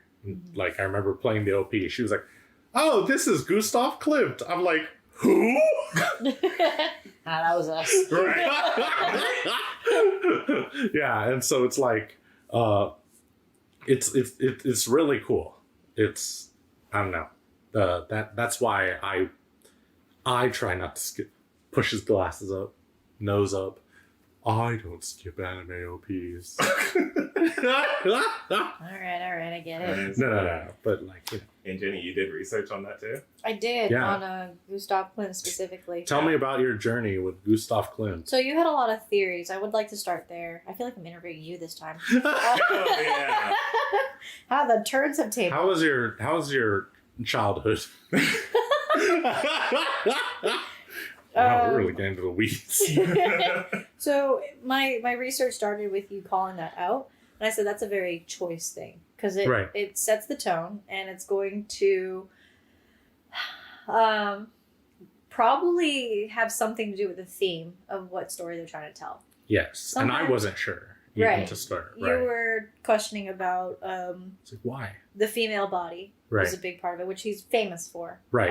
In fact, he was criticized heavily in his time for being overly pornographic, which you could see it, titties. Yeah. Which is funny that coincides with the shock value of the show. Yeah. Right. So what do you think is the story he's trying to tell based off of just that they've put that right in your face and she is naked as soon as you see her? It's the first thing you see. Well, so like what I learned going down it and what like surprised me, and I think I talked about it a little bit in the night because of mentioning D.W. Griffith, was really the biggest quote unquote problem with like everything going on with the show is the fact that they can reproduce. Is that the Diclonius? The Diclonius can reproduce. And specifically like it's overtaking the humans. Like they impregnate the humans and then they give birth to Diclonius. Did you guys pick out what was the method of impregnation? Yeah, it's they touch you with their vectors. Right. They touch a male. They touch a male with a With vector. vectors. Yeah, right. And the males then reproduce with a female. Right. So it's almost like it's a genetic disorder. Right. One that goes through a certain chromosome. Right. Not specific to men, which there are a lot of genetic disorders that usually go through males. Like colorblindness is probably one of the most famous ones. Oh, really? I didn't know that. Yeah. The chances of a female being colorblind is very, very, very low. So it would have to be like you've got a long line of people that just kept coming together and on both male and female side with colorblindness trait. Right. And then you may have a female that is colorblind, but it's usually on the Y chromosome. Right. So I thought that was interesting to kind of call out that they found a way to reproduce, but it wasn't through having sex with a male. No. Right. It was through merely touching them. Right. And then they're also raising it like it's this crazy thing that can kill people. Right. But childbirth has always had the potential to kill a woman. Right. And it's only possible through the male touch. Right. But because it's a woman doing it. Oh. Yeah. Oh, no. Oh, no. And in fact, we see childbirth pretty much kill a character in the show. Yeah. Multiple times. Yeah. Many shows we've had the mother dies early on. Right. And it's from childbirth. And it's like, well, now suddenly a female has a thing that can kill men because, whatever. Right. From birthing. That's funny. So I thought that was really interesting that they're all a tither about that as a part of the driving. One of the driving things about why is New the enemy? Why is Lucy specifically the enemy? Right. Yeah, so that was one of the things that you kind of started raising because yellow wallpaper was a kind of a theme that you started seeing, especially paired with Gustav Klimt's gold. Yeah, just very yellow. His golden phase, golden Right. era. The That golden was- era. Yeah. Right. Yeah, what are your thoughts further? Anything else on like the whole yellow themes? I mean, yeah. Wallpaper? Famously, yellow wallpaper deals with postpartum. Mhm. Postpartum depression, which was once again a thematic of like men think women are crazy and they're dangerous and they need to be like controlled. And so like one could view it as a little bit of a reach, and I really didn't see too much to reinforce it because the story isn't really about postpartum, I suppose. Although I guess I didn't think about it too much because I was like absorbed in it. Right. But I guess like maybe men do feel a weird postpartum about the actions that they do. Now the true. men are feeling it. What is men's postpartum? I Yeah. mean, that's just because they didn't carry doesn't mean they also don't feel like Right. a huge repercussion. Right. I mean, maybe it is his postpartum. He raised a kid who, ultimately became a huge danger to everybody. Yeah. right. Multiple kids that became a huge danger to everybody. Right. What's his name? It's Kurama, right? Like, yeah, Mhm. Kurama's guilt. He's Mhm. definitely Papa. Yeah, Papa. He had a lot of guilt Mhm. about like what happened, and when he was put in that situation, How do we feel about Kurama as a character? I like Kurama. I think Kurama's a cool character I did too. because I wasn't really sure about him at first, Right. But like as the story So starts, sketchy. at the yeah, beginning. yeah. You're But like, Man, as everything this starts to guy's- unravel and you see everything he's been through, and well, part of it is that like reveal that he doesn't kill Nana, yeah, and I think like I guess and he's killed 10 others. he's killed so many Right. others, Yeah. right? What's another one? No one else bloodied your hands. You Mm. know? Right.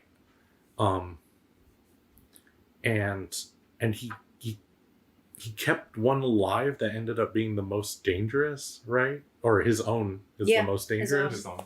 Yeah. And all the way to it is a really cool like bookend story, like Yeah. from start to finish, like because he also took on the burden at the very end, and you can't help but feel the tragedy of the situation Mhm. because it is a very like, and you see it in the flashbacks, like, man, if we just didn't live in that shitty world that we did, could they have just been a normal family? Could this not have happened? Right. We just like accepted this, Right. you know? Mhm. Because arguably, like, I think that was like another interesting conversation that I saw a lot in like online is that the assumption by humans in the show is that Diclonius are dangerous. Mhm. That by like what year 3 or whatever, they just have like this insane need to kill people. Right. Yeah. That they are genetically predisposed to wipe out humans. Right.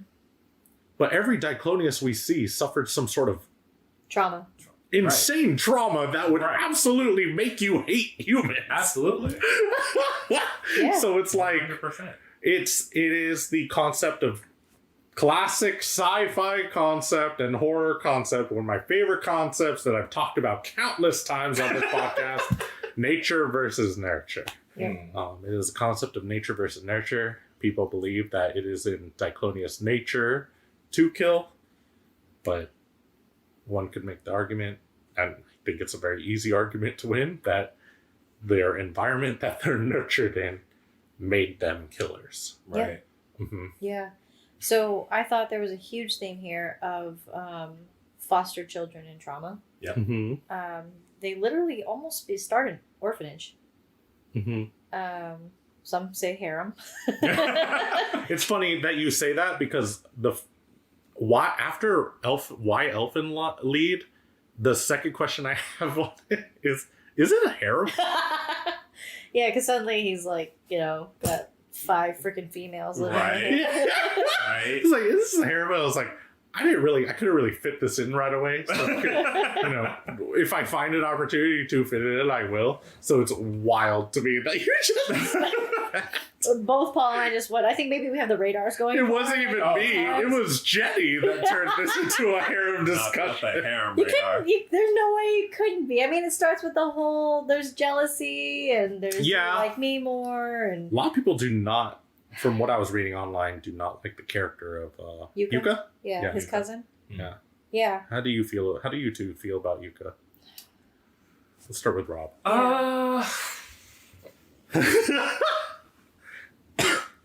I'm not gonna sit here and say I like her, Right. right? She's kind of just there for me, Right. right? Like You don't feel any way about her. You don't feel bad I for don't her. feel bad, You don't feel like really. she. Right. Like there's moments where she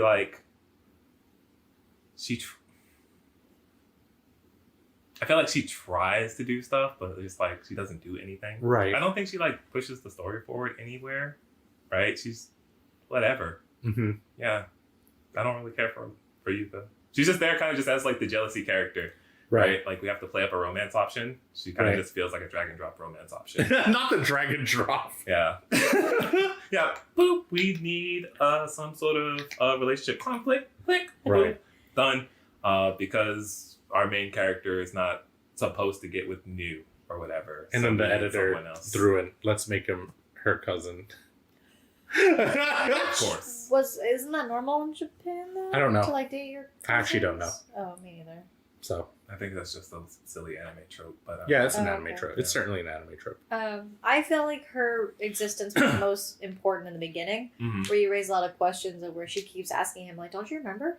And he's like, "Nope, no idea what you're talking about." Right. Right. Constantly questioning like his memory of the past. Right. Then you Mhm. start to realize, oh, she remembers correctly. He doesn't remember anything. I see. Why doesn't he remember anything? Mm-hmm. Hmm. That's the trauma part. But you can't solidify that without him having these flashbacks where you go, why are you suddenly having a flashback? Right. Right. She kind of nips that in the bud really quickly and just is able to ask him and recognize that he has blocked things from his memory Mhm. purposefully.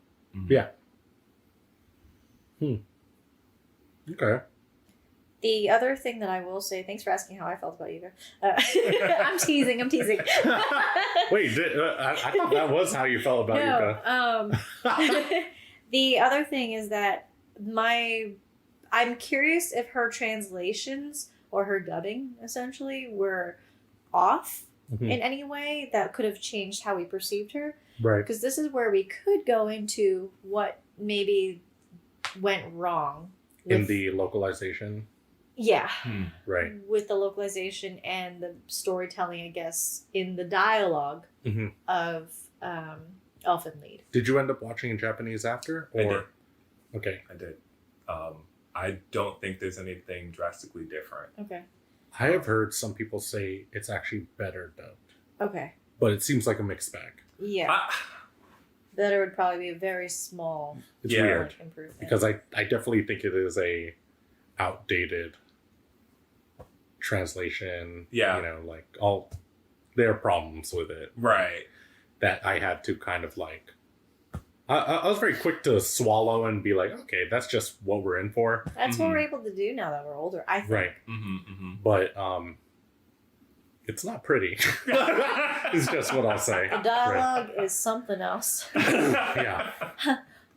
Oh my god, he doesn't love me. What? Oh, nothing. Right.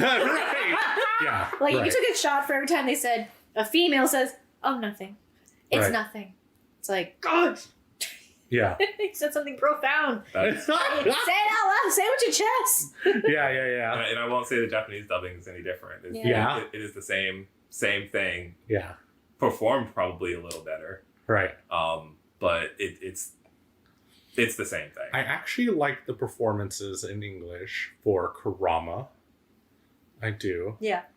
Who I like else? Bando.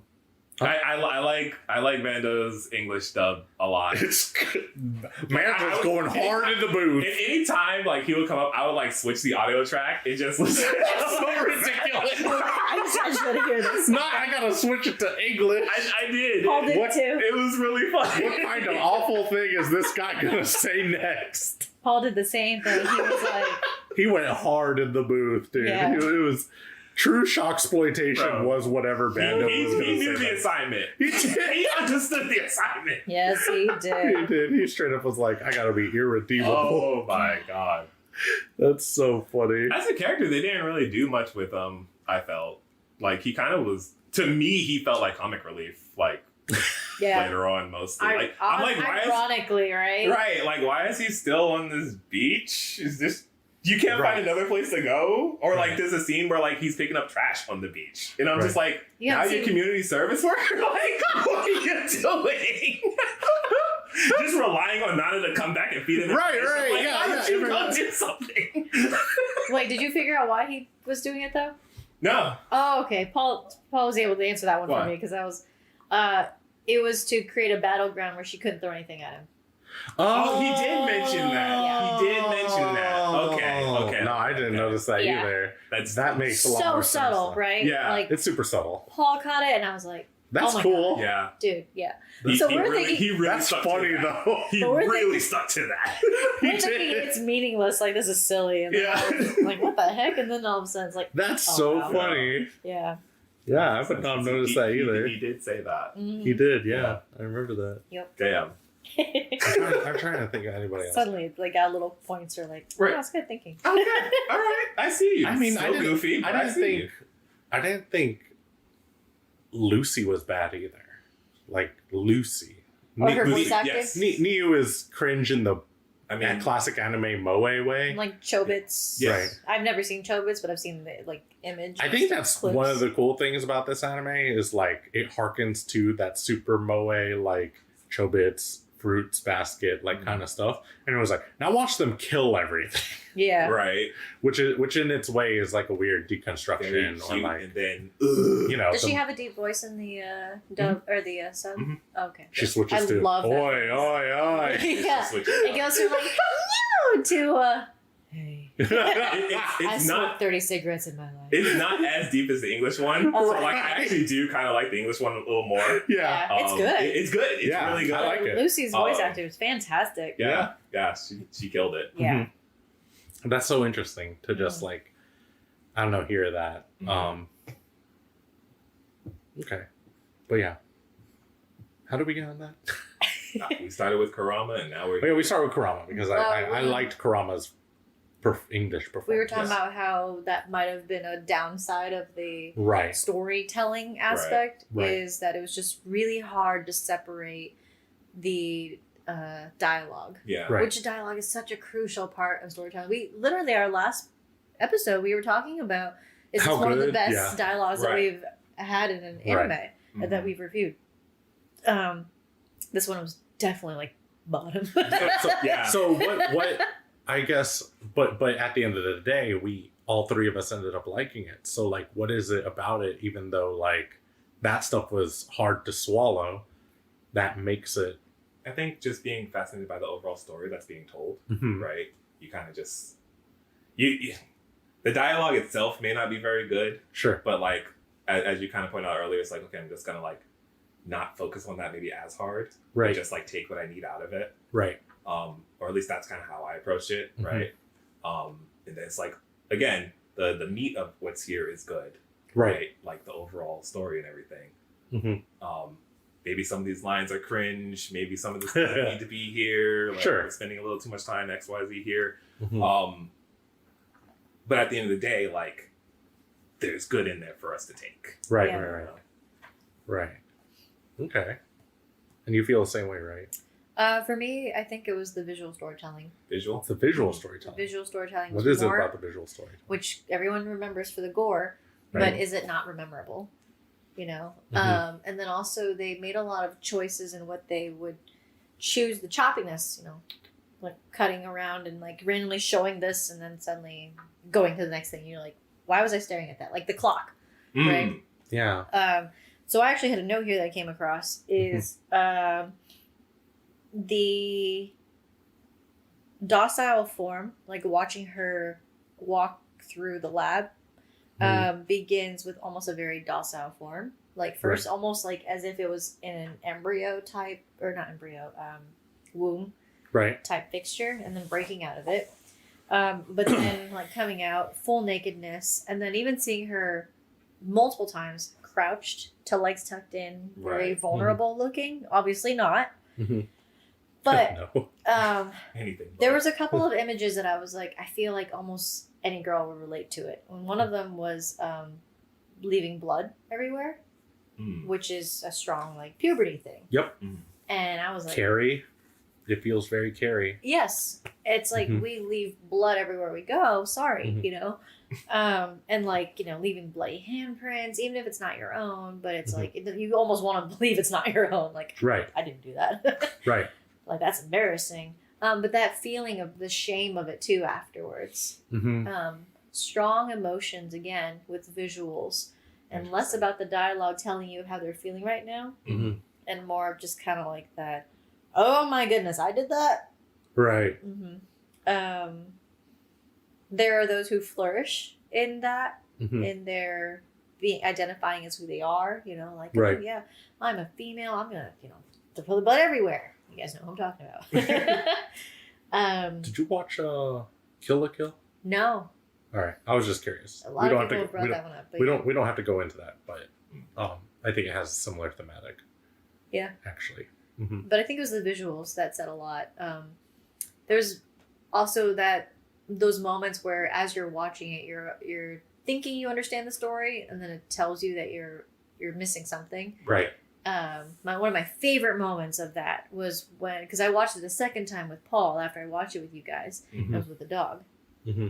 and we heard like the, Yeah. and then we're like, oh no! Yeah. I should have known I she should was have going to do known. this. And Right. then afterwards, it's like, wait, Mhm. and then Same thing happens with Nana. yeah, Mm-hmm. I was like, oh, dang, that sucks. yep. And then 2 episodes later, she wakes up in a coffin. What? Yeah. What? Yep. Also, Cruella, imagery. you bitch. Another imagery thing that doesn't need any dialogue is saying the whole "I'm useless now." Mm-hmm. Ooh. But she actually still possesses all of her vital organs. Right. Mm-hmm. So it's like, is now she no longer meaningful, or Mhm. does she not matter, Mm-hmm. and why? When she actually can still perfectly function. Right. For all intents and purposes, the blood loss is not really important. Mm-hmm. Brain's still there. Still has her vectors. Still Yeah. has the vectors. Mm-hmm. It's like suddenly she's become useless, and it's like we've seen. I've seen movies where the woman is only useful because she keeps all the other stuff, Right. Mm-hmm. and then everything else they cut off because it's extra. Mm-hmm. So it's like, okay, that's an interesting. It's really up to interpretation, Mhm. and I think that's such a strong emotion for someone to watch, and then also think about. It's thought provoking on how do you feel about that? If like, are you deemed useless because you lose your limbs, even though everything else that makes you feel like who you are is still there? Interesting. There's still someone who cares about you. There's still your brain is still intact. Right. Your vital organs are still working, so you can still live. Right. Just make sure you can feed me. I can't get it right now. Other people also ended up caring about her. That wasn't just Kurama, right? Correct. Yeah. Like, Yeah. She It was the whole valuable still. found family. Right. Yeah. Like they took her in. Exactly. She Right. still had a chance, which I think could still go to that whole foster home Mm-hmm. theme that seems to be really strong in this. Yeah. Mhm. So, if I were to think about how this anime would actually be really good for like a specific audience, I Mhm. think those who struggle with body image and like treasuring the female body Mhm. would be a good one. Anyone who's like a foster child, Mhm. and getting that feeling of like you're a monster to everybody else, Mhm. you're a problem, you're a burden. Mhm. It's not even just the Diclonius that are experiencing this. Right. Right. Right. There's a regular Maya. human child. Yeah. Mhm. Mayu is a great addition actually as a character. I the love whole Mayu. Mayu's- She's I do. great. Mayu is really good. Her Yeah. story is really sad. She's Yes. kind of surprising, isn't Yeah. she? Like she Mhm. kind of comes out of left field, but she's Right. very important to Oh, the yeah. story. Yes. Mm-hmm. What's the name of her dog? Wanta Shout out to Wanta. Shout outs to Wanta. came running back. Hell yeah. So cute. Yeah, I'll so stick cute. with that crazy lady. Mayu's story is super sad. All of their stories are sad. All of them are very All of tragic. them are Yes. very sad. Yes. All of Absolutely. them very tragic. Tragedy everywhere. Absolutely. But there All was the something tragedy. about Mayu's that struck a very. She does also help that she's the youngest physically. So I was just like, I think Oh. she's the youngest, and like her story is like a very real story. yeah. Right, Is like it's Yeah. not More real surrounded- than everyone There's no- else's. there's- More real than everybody Yeah, there's no else's. sci-fi There's no element sci-fi to it. element to it. It's you were literally just thrown out pretty much by a family, basically. Right. You were abused, Right. and you left, and you don't have a home to go back to. Right. Yeah. Right. Right. And that is something that happens. Right. You Yeah. know? So like you see her, and it's just you immediately feel for this character. Shout out to shoplifters. Excellent. Excellent Excellent movie. Excellent movie. That might be it. It might be that I just see shoplifters Yeah, that's Mayu the movie. and I get sad. It's a Japanese film by one of the great Japanese filmmakers of today, Koreeda, and it is ultimately a movie about found family. I won't spoil it because I think everyone should watch it. It's one of my favorite movies ever made. But essentially the plot is this dad and child, they find a little girl who was like left outside of her house, and her family is like very clearly fighting, Mhm. but she's just kind of left outside, and they ended up like kind of taking her, and then they're like, oh, we're gonna feed her a little bit, and then we'll like bring her back. But when they're about to bring her back, because she takes them to like they're in a full house with like a grandma, an older sister, a mom, and stuff like that. They decide that they're going to take her back, but then they hear the family fighting. They're like, we can't let her go back to this, and they end up like holding on to her. But the reason it's called shoplifters is because they kind of shoplift to get by, and I won't say where the story goes from there, but know that it absolutely destroys me. It makes me ugly cry. I am absolutely hideous. I become a creature from Made in Abyss. Seen it. Can't Just like my face melts off from all the tears. Just ugly sobbing. But yeah, that like it can't be helped. Like when I see Mayu's story for sure. Mhm. Do we have favorite characters that like out of the show, out of curiosity? Favorite's weird because there's so much dark shit that happens. But like, was there a story that resonated with you the most? Rob? Start with Rob. Damn. Mhm. I think tied would be like Mayu and Kurama. I like both of those characters. You like a both lot. of those stories. Problematic fave is Brondo, Right. right? Absolute problematic thing. but yeah, I was just very surprised at how I turned the corner on Kurama, and I was just like, Right. wow, this is like a really good story about like this guy still trying to like Mhm. you know keep his daughter, obviously, right, and the tragedy that he goes through with like killing all these other Dicloniuses, and Right. it comes to him, and it's like That moment of where he realizes like the hurt of his own words. yes, it was so good. It was. So good, so sad, so good. Yeah. So sad, so good. So sad, so good. I love it. So it's really those two that like stuck out to me the most. Okay. What about you, Jenny? Bando. Hell He yeah. was the most logical one. Yeah. Oh He made my the God. most sense through everything.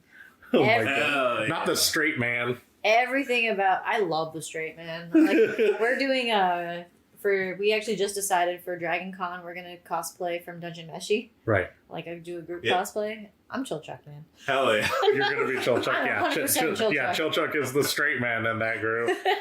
The hysterical. That's so funny. I love his logic on everything. I'm like, I get your brain. I Right. love when he's like he's dealing with something that should be traumatic, and Mm-hmm. he should be in his own head about what he's going through, but he's not. He's going, I'm putting the pieces together. I've solved the puzzle. Right.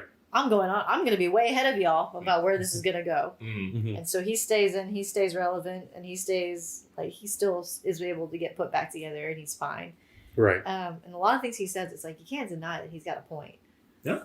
He just says in a very sexist word. Oh yeah, horribly sexist. Probably You know, like favorite. definitely We all have one. problematic. if I had to choose No comment. if I I had Twitch to on stream. I stream You on Twitch Twitch. on stream? I Twitch Okay. on stream. Don't cancel me. Yeah, exactly. Don't cancel me. Hmm. if I had to choose a favorite, Mhm. who's not problematic. They're all problematic. They are. They're all kind of problematic in a way, yeah. Why is the only innocent one? Lucy. Lucy? Yeah, you like Lucy? Yeah, Lucy's cool. she's reasonable. Mhm. And she develops too. Lucy does develop. She actually experiences character development. She feels the guilt. She also harbors the burden of guilt. Yeah. You know, for a lot of her existence in isolation, it was like thinking about like, wow, I did a terrible, terrible thing. Mhm. Yeah. And the hope is that one day I will see the boy who I did this to and like apologize. Apologize. Yeah. Right. And it might not mean anything. I think she says that too, right? She Mhm. says like, it might not mean anything, but Mhm. They no. won't make up for what I And did. Right. yeah, there's no way I could. That Yeah. was horrifying. Yeah. But like, I Oh do my feel a genuine like. I think she does a good job of like conveying that she does feel genuine guilt about it, especially sure. like for a what-year-old, like an 8-year-old, yeah. or like a 7-year-old who like, of course, is reacting that way of all the horrible things. Mhm. You know, and just does this to a person who was only ever trying to be nice. Right. Yeah. You know, We see her moments too where we see what she's thinking and why, you Mhm. know, where she's like the quote flashbacks of things that people have said to her, like, I'll be your friend, you can trust me. And Right. we know how that goes. And that's one of the fucking suck. Yeah. Huh? Said kids fucking suck. Yeah. they do suck. They do suck. Anyway. And then so we justify, well, not we justify, but we understand where she's coming from. Right. And then she still gives him a chance. And then we also question too, why did at the last minute he decided to lie? It's your line, April. Oh, Told me boy. one lie. Why do you think you decide to lie there? I mean, the obvious answer that I think we're all supposed to say is he felt ashamed or guilty. Mhm. He knew it would hurt her. Right. That's like, why don't you? Well, maybe it's that youthfulness or that Right. we're not good at talking about stuff, so we just No. kind of say the first thing that comes to mind instead of saying it's female, but it's my cousin, so Right. Right. don't worry about it. Right. Know, or like, not do. Then the teenage thing would be like, oh, why do you care? Yeah. Right. So it's like you got to progress to that. You know, got to get past that stage before you get to Right. where we are as adults going. Yeah. But he was a child and not really thinking about that. Yeah. Except he has a tingling of that. That's the way she's asking. You get a little hint of, oh, this might hurt her if I tell it's a girl. Yeah. Well, why? I think he understands that. He Uh-huh. may not like fully know why or whatever, but I Right. think instinctually, like he knows, like if I say this, it will probably hurt her, Yeah. Right. and You don't he under- doesn't want to do that. And you don't understand Right. why. but Right. you're Like, So just like, what? And I Right. was just like, and you don't think that she's going to come see, right? He's not No. thinking this through. You know No. what I mean? God, when she had that moment of like, I'll see you off at the train station, and before you leave, I was like, God, if that was guy saying that to me, it'd be like, ooh, no, I can't. My parents can't see you. They're gonna think, Right? they're Mhm. gonna think we've already like been together. I'm 8 years old, and I'm like worried about Yeah. my parents seeing me with another gender, you know. So then I'm like, oh God, please don't see me at the station. Oh my God, you Right. know. Mm. So then his mom, like, but he was actually looking forward to seeing her before Yeah. she left, Right. and has no idea that that's her thought process behind it. Doesn't understand that it goes to that level of emotion. Mhm. But typically, kids with trauma will be much more emotional. Even the ones who look very stoic For sure. are way more emotional than those who have what is, I guess, the normal level of emotion. But what's to say what's normal versus not? Boy, Yeah. howdy. That's all I have to say about that. Like Cody's reaction to his whole thing, you know, was to wipe his memory, Mhm. his Right. own memory. So that's extreme too, you know. Mm-hmm. It is. Yeah, I think this does a good job with the visuals of storytelling, Mhm. and reading the emotions through the visuals. Definitely not so much the dialogue. Right. Mhm. Right. Yeah, you can feel the emotion through the things that are happening. Yeah. And to circle back, part of it is that the violent impact, and just like it's not afraid to linger in it, like to show you the bodies and like, or even like a character writhing, Mm-hmm. Mhm. to be like, I don't know, that scene where they're this- killing the dog feels like a long time, Right. Yeah. and they don't even show you the actual dog. Mm-mm. No. That is a classic film decision, It's John Wick. that the imagination is way more horrifying than anything we could possibly show you here. The difference though visually of like the cutting of limbs and Mhm. pieces or whatever versus Mhm. the pulling Yeah. of them. Yeah. Woo! Yeah. Wow. Mhm. God. Didn't know a neck could stretch that far. God, very good. All right, what else? What else? It seems like you have a lot of points, so I'm letting you like kind of take steps. Steer the ship. Yeah, I'm pretty, much, letting you steer the ship. pretty much the only thing I wanted to bring up was a little bit about Gustav Klimt, which makes him an even better, more visual choice. Right. And so I'm kind of give this anime some credit for those who may have been curious about wanting to watch this and kind of pushing you towards give it a chance. So the choice of using Gustav Klimt has a lot to do with the visuals of the female body, appreciating the female Mhm. body, and then also a little bit about Gustav Klimt's upbringing and Mhm. his life. So he actually assumed head of household very, very young growing up because of his father and brother dying at the same time. Doesn't that sound like a Let's see. familiar character? Rob's eyes. Oh. So desu. A sibling of his sister-in-law becomes the companion for the rest of his life. So desu. Mhm. Can't believe we just watched a Gustav Klimt anime.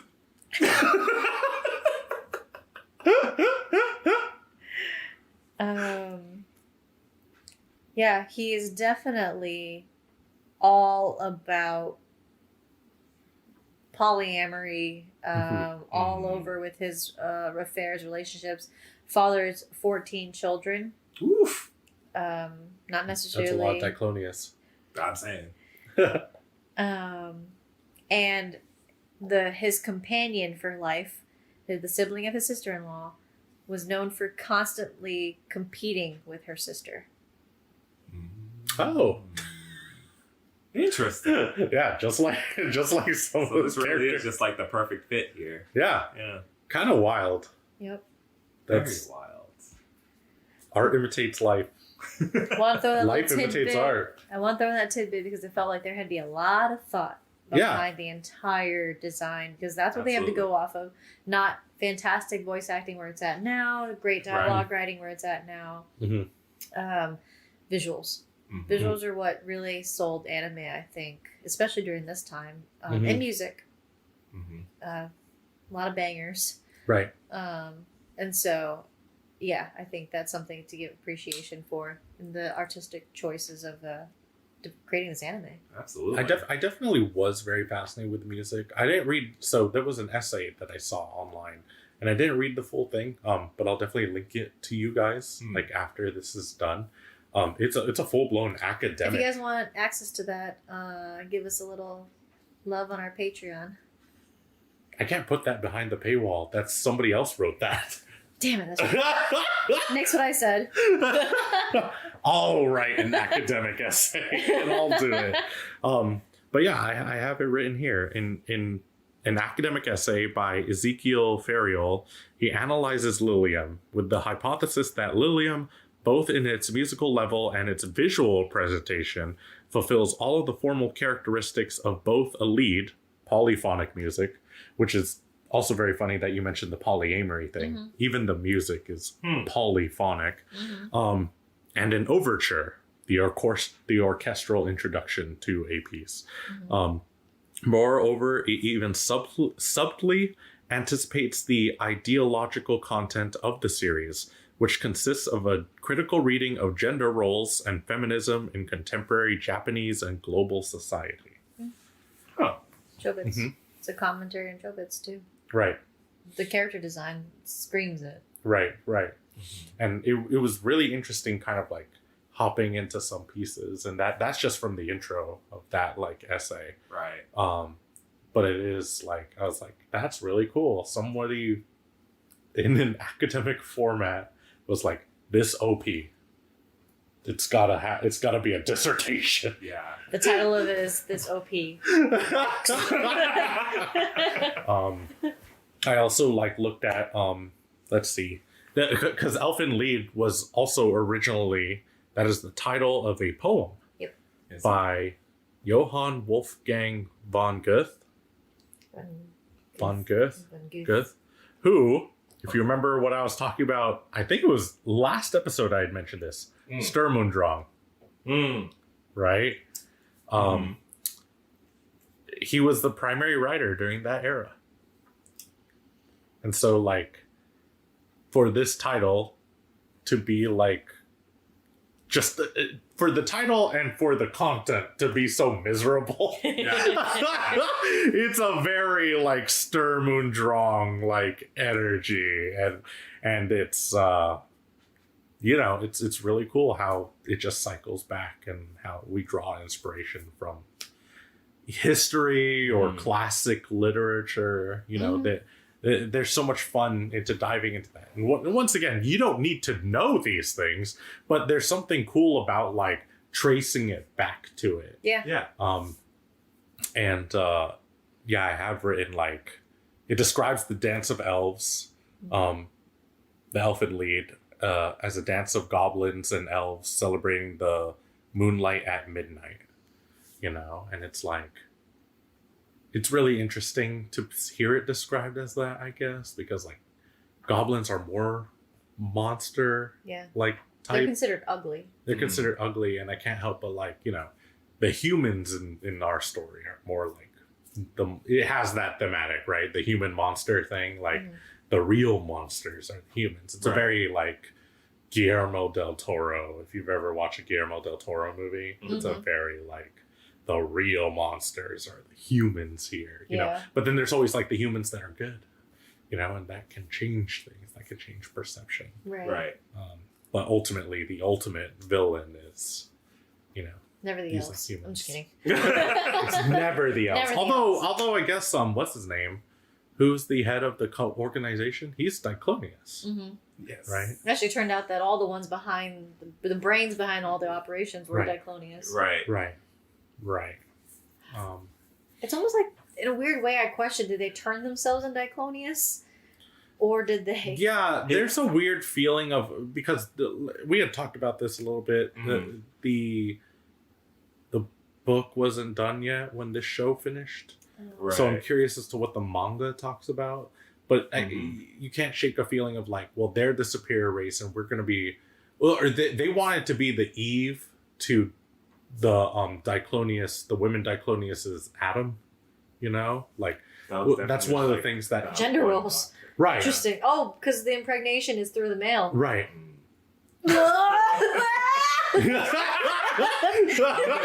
that one. Yeah. She's losing it. That's going She's on the losing soundboard, it. y'all. You're right. I could not shake that scene. I could not shake the scene when the younger brother of that guy was like, "Oh yeah, I freed you, so like join me and we can create the next like." Crying. Yeah, you're losing it right now. You went you going off. Oh my god. just get that clip. Oh, yeah. I gotta go watch that wall from my brain. Me using my vectors to like destroy Jenny. Yeah, it's a cool theme. I really like themes like that. And it would have been a hard story to tell if it was muddled, I think, with tons of dialogue. They probably would have spent a lot more time drawing it out with like words. And we didn't need the full on exposition. Right. I think we could tell what was going on. Yeah. We didn't need, the common criticism of a Chris Nolan movie is that he always has to explain the rules of his world too much. Yeah. Shout out to Chris Nolan. I think your movies are fucking brilliant. But there is always a scene where they have to, and I'm like, ooh, this is Sit not down great. and have a cup of coffee and explain them. Like, we can't You're do that. lost, aren't you? Let me explain. right. 2 cups, please. Extra heavy and espresso. And they don't really do that in this show. It's just like, No. It's because people are getting murdered. We don't First- have time to explain. First thing you see. Right. God.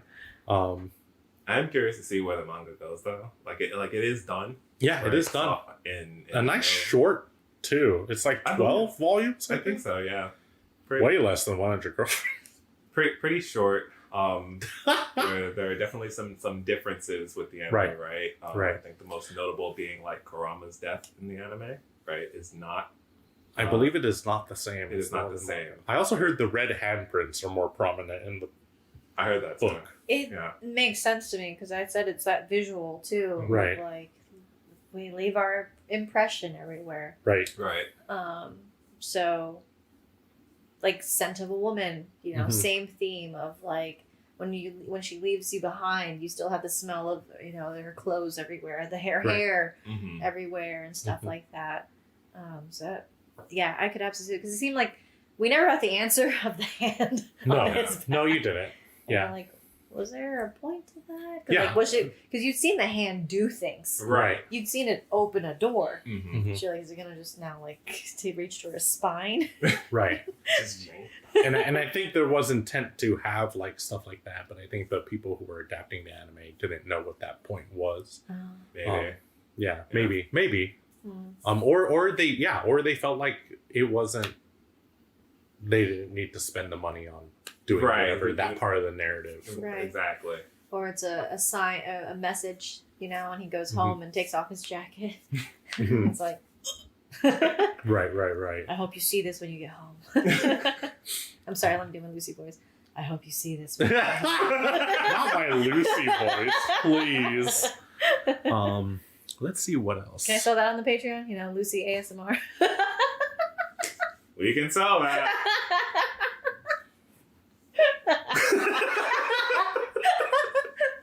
It doesn't say anything. It makes me more nervous. Yeah, I think the only other. I just skip it over. I think the only other thing that I have written that might be Can't take y'all different. nowhere. No. That might be different from anything you have is I have written here the director Mamoru Kanbei stated that he intended for the anime to question and discuss values relating to the way in which humans divide each other by difference, as well as the belief that atrocities such as those committed by Lucy in the series are strongly influenced by the way in which people are treated by their fellow beings. Yeah. Is that clear? That's That pretty tracks. clear, right? Yeah, that actually would hit on everything we've talked about. Mhm.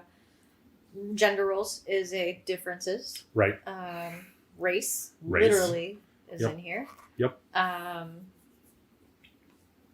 Birthrights, I guess, or social economic status is Mhm. definitely one, and then also what upbringing you were raised in. So the foster child, Right. adoption is also seen as a bad thing too, especially Yes. during this time.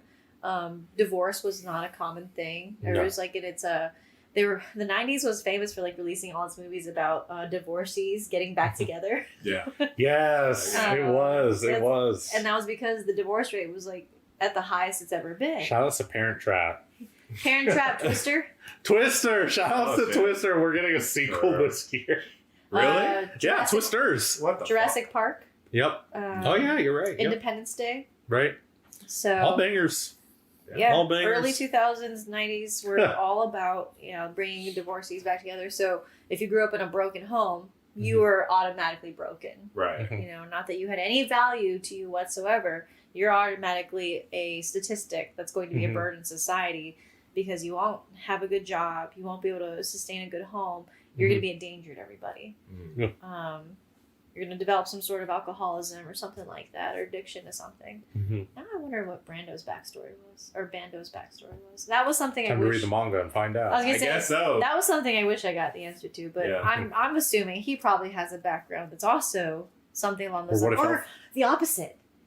He has the most perfect upbringing. that can also track. I could see that. Yeah, that's I could classic. see And he's like the that. foil to all of that. And they Right. said, we're not going to put that in because that just opens a whole different can of worms. Yeah, that's a classic. I just Serial wanna killer know. stories that are like, oh, they actually had a pretty happy upbringing. right. Hmm. Okay. Well, is there any subject you want to touch on, Rob? Or did we cover? Or did we cover everything? Everything. Wow. Everything. We covered everything. Everything. And he didn't suffer any psychic damage this time. No psychic damage at It's all. probably like the first time in like 3 episodes. Bro, I was taking so many critical damage. So much damage. Shake my damn head. All right, so we got word that you will be joining us for the next episode. Yes.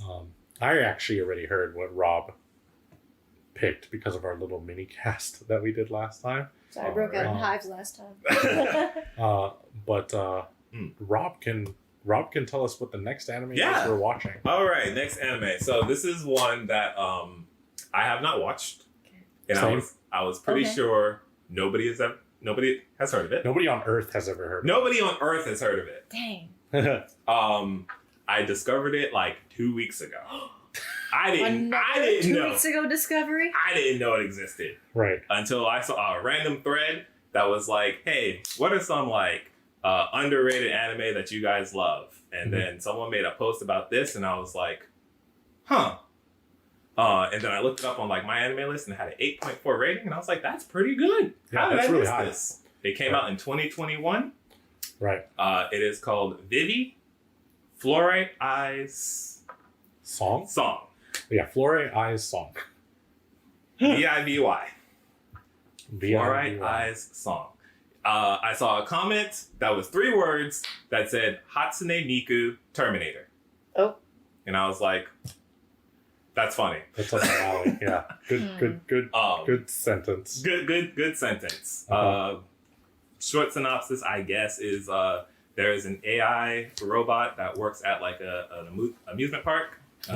She sings, and there is this other AI that is like More a teddy singing? bear that comes from the future that is like, hey, humanity is about to be wiped out. You're the only one that can stop this. By singing. Maybe not. Maybe not. I hear it is not in like idol show. Like it is not a show that is like saved humanity by singing. There are some good songs in it apparently, Oh, I was going but to that say. is I'm not out. the thing. Me leaving. There's no So- singing. Wait, I'm when did you out. say it came out? I think 2021. 2021. Right. Wow, so recent. Yeah, Okay. pretty Nice, recent. nice new one. I was very surprised. I figured something like that was pretty well rated would have What a like hit my radar. an image for it's that's the thumbnail on Google. Amazing. The main thumbnail on 10 Google. out of No, 10. it's not. That's- That's a made up one. No, it's 10 out of literally 10. like right there next to On Wikipedia? No, this is Google. Who did that? I did. Wow.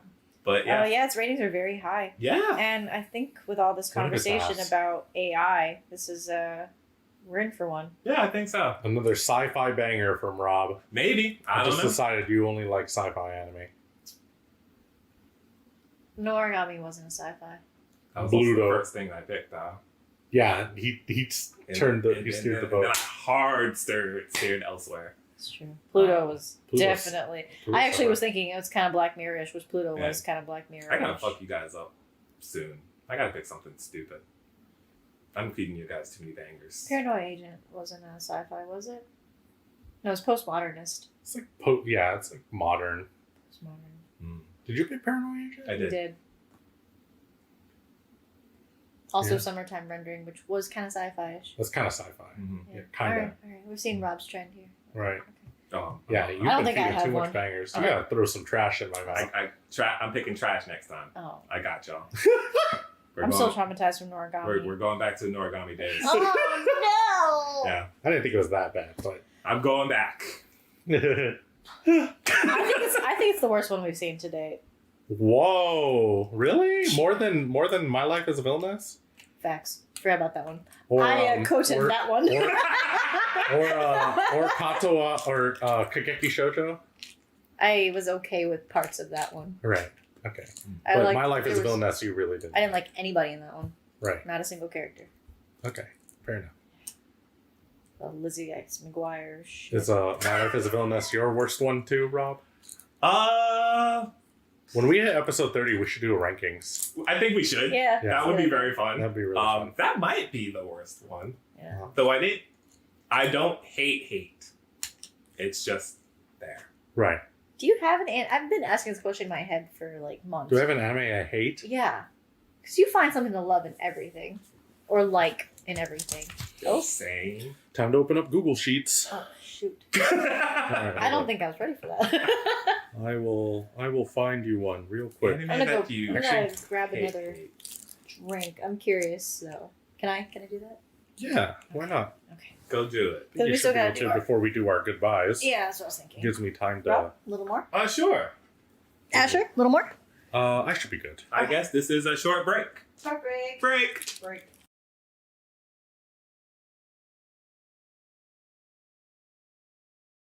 Wow. Anyway. Anyway. I just want a montage of all the fucking. Clips after he Clips, says yeah, what, yeah. like what we're doing in the background. You missed the entire thing off camera. I could not really find any anime. He hates Darling and the Franks. I don't like Darling and the Franks. I also do not like A lot of Bungo- season 2s. I don't like Bungo Stray Dogs. Yeah, I think a lot of people dropped the ball. Sword Art Online, Tokyo Ghoul. But in terms of hate is a strong word, but like Rob, I think I hate Darling and the Franks. But No. you know, I don't. Which is really funny because I have a jacket with the character on it. 02? Huh? 02? The character? Right. Yeah. But I like Hey, the why does it jacket. look like Power? She wishes she was power. She kind of wishes she is power, which is an Oh, insane no. thing for me to say with people's opinions about power. Right. Canonically stinky. Who is canonically stinky. A1 So, yeah. pictures. That's the shout out to A1. Not their strongest work. But maybe it's just because of the source material. But Right, it right. made them a lot of money, though, so who are we? It absolutely made them Darling a in the lot Franxx, of money. really? Yeah, Yeah. They had a waifu to sell, so. right, Was it- money. Was it the one that I said looks like Power? right. That's why Power's popular, guys. She moved the what is it called? She switched gears with her ass. What? Yeah. Anyway, That's all you need to know. Ponder that. anyway, so we have our anime, Vivy. Let's do our bye-byes. Rob, where can people find you, and do you have anything down the pipeline? You can find me on Asher's streaming Lorelei and the Laser Eyes at twitch.tv/Pinoy_GrigioTV. Right, I knew it! Nailed it! First try! right. That's right. No bloopers here. None. Yeah, we never bloop. We don't bloop in this house. You can find me on Twitter at Zenosuke, Znosuke. Gamecast to be determined. That's where we are right now for that. God, setbacks after setbacks. But one day I get to talk about video games. There was a Nintendo Direct today. That was very cool. It Anyway, would be cool to hear about that in the it would JSB be so Games cool Cast. to hear about that on the JSB Games Cast. Right. Would love to hear about Metroid and Zelda featuring Zelda. TBD. TBD. That's all Anyway. he's got to say. You guys. I can't believe JSB Games Cast is just the Silk Song of podcasts. You know what? Yeah, actually, we'll be back when Silk Song gets announced. All right, Jenny. Anything down the docket / where can people find you? More important than anything else that I may say, Whoa. guys, we're gonna be at Bold Matsuri. Right. We'll be at Bold Matsuri, Wahoo! which is this weekend. Wahoo! Yes, on Sunday, 4 p.m. you guys will find us paneling. Should I tell them what we're paneling? I think we Yeah, did. absolutely. Sunday school. Right. So we did our first version of Sunday school at the first Nakamacon, but we'll be doing our second run through with more to come, a lot more experience behind it.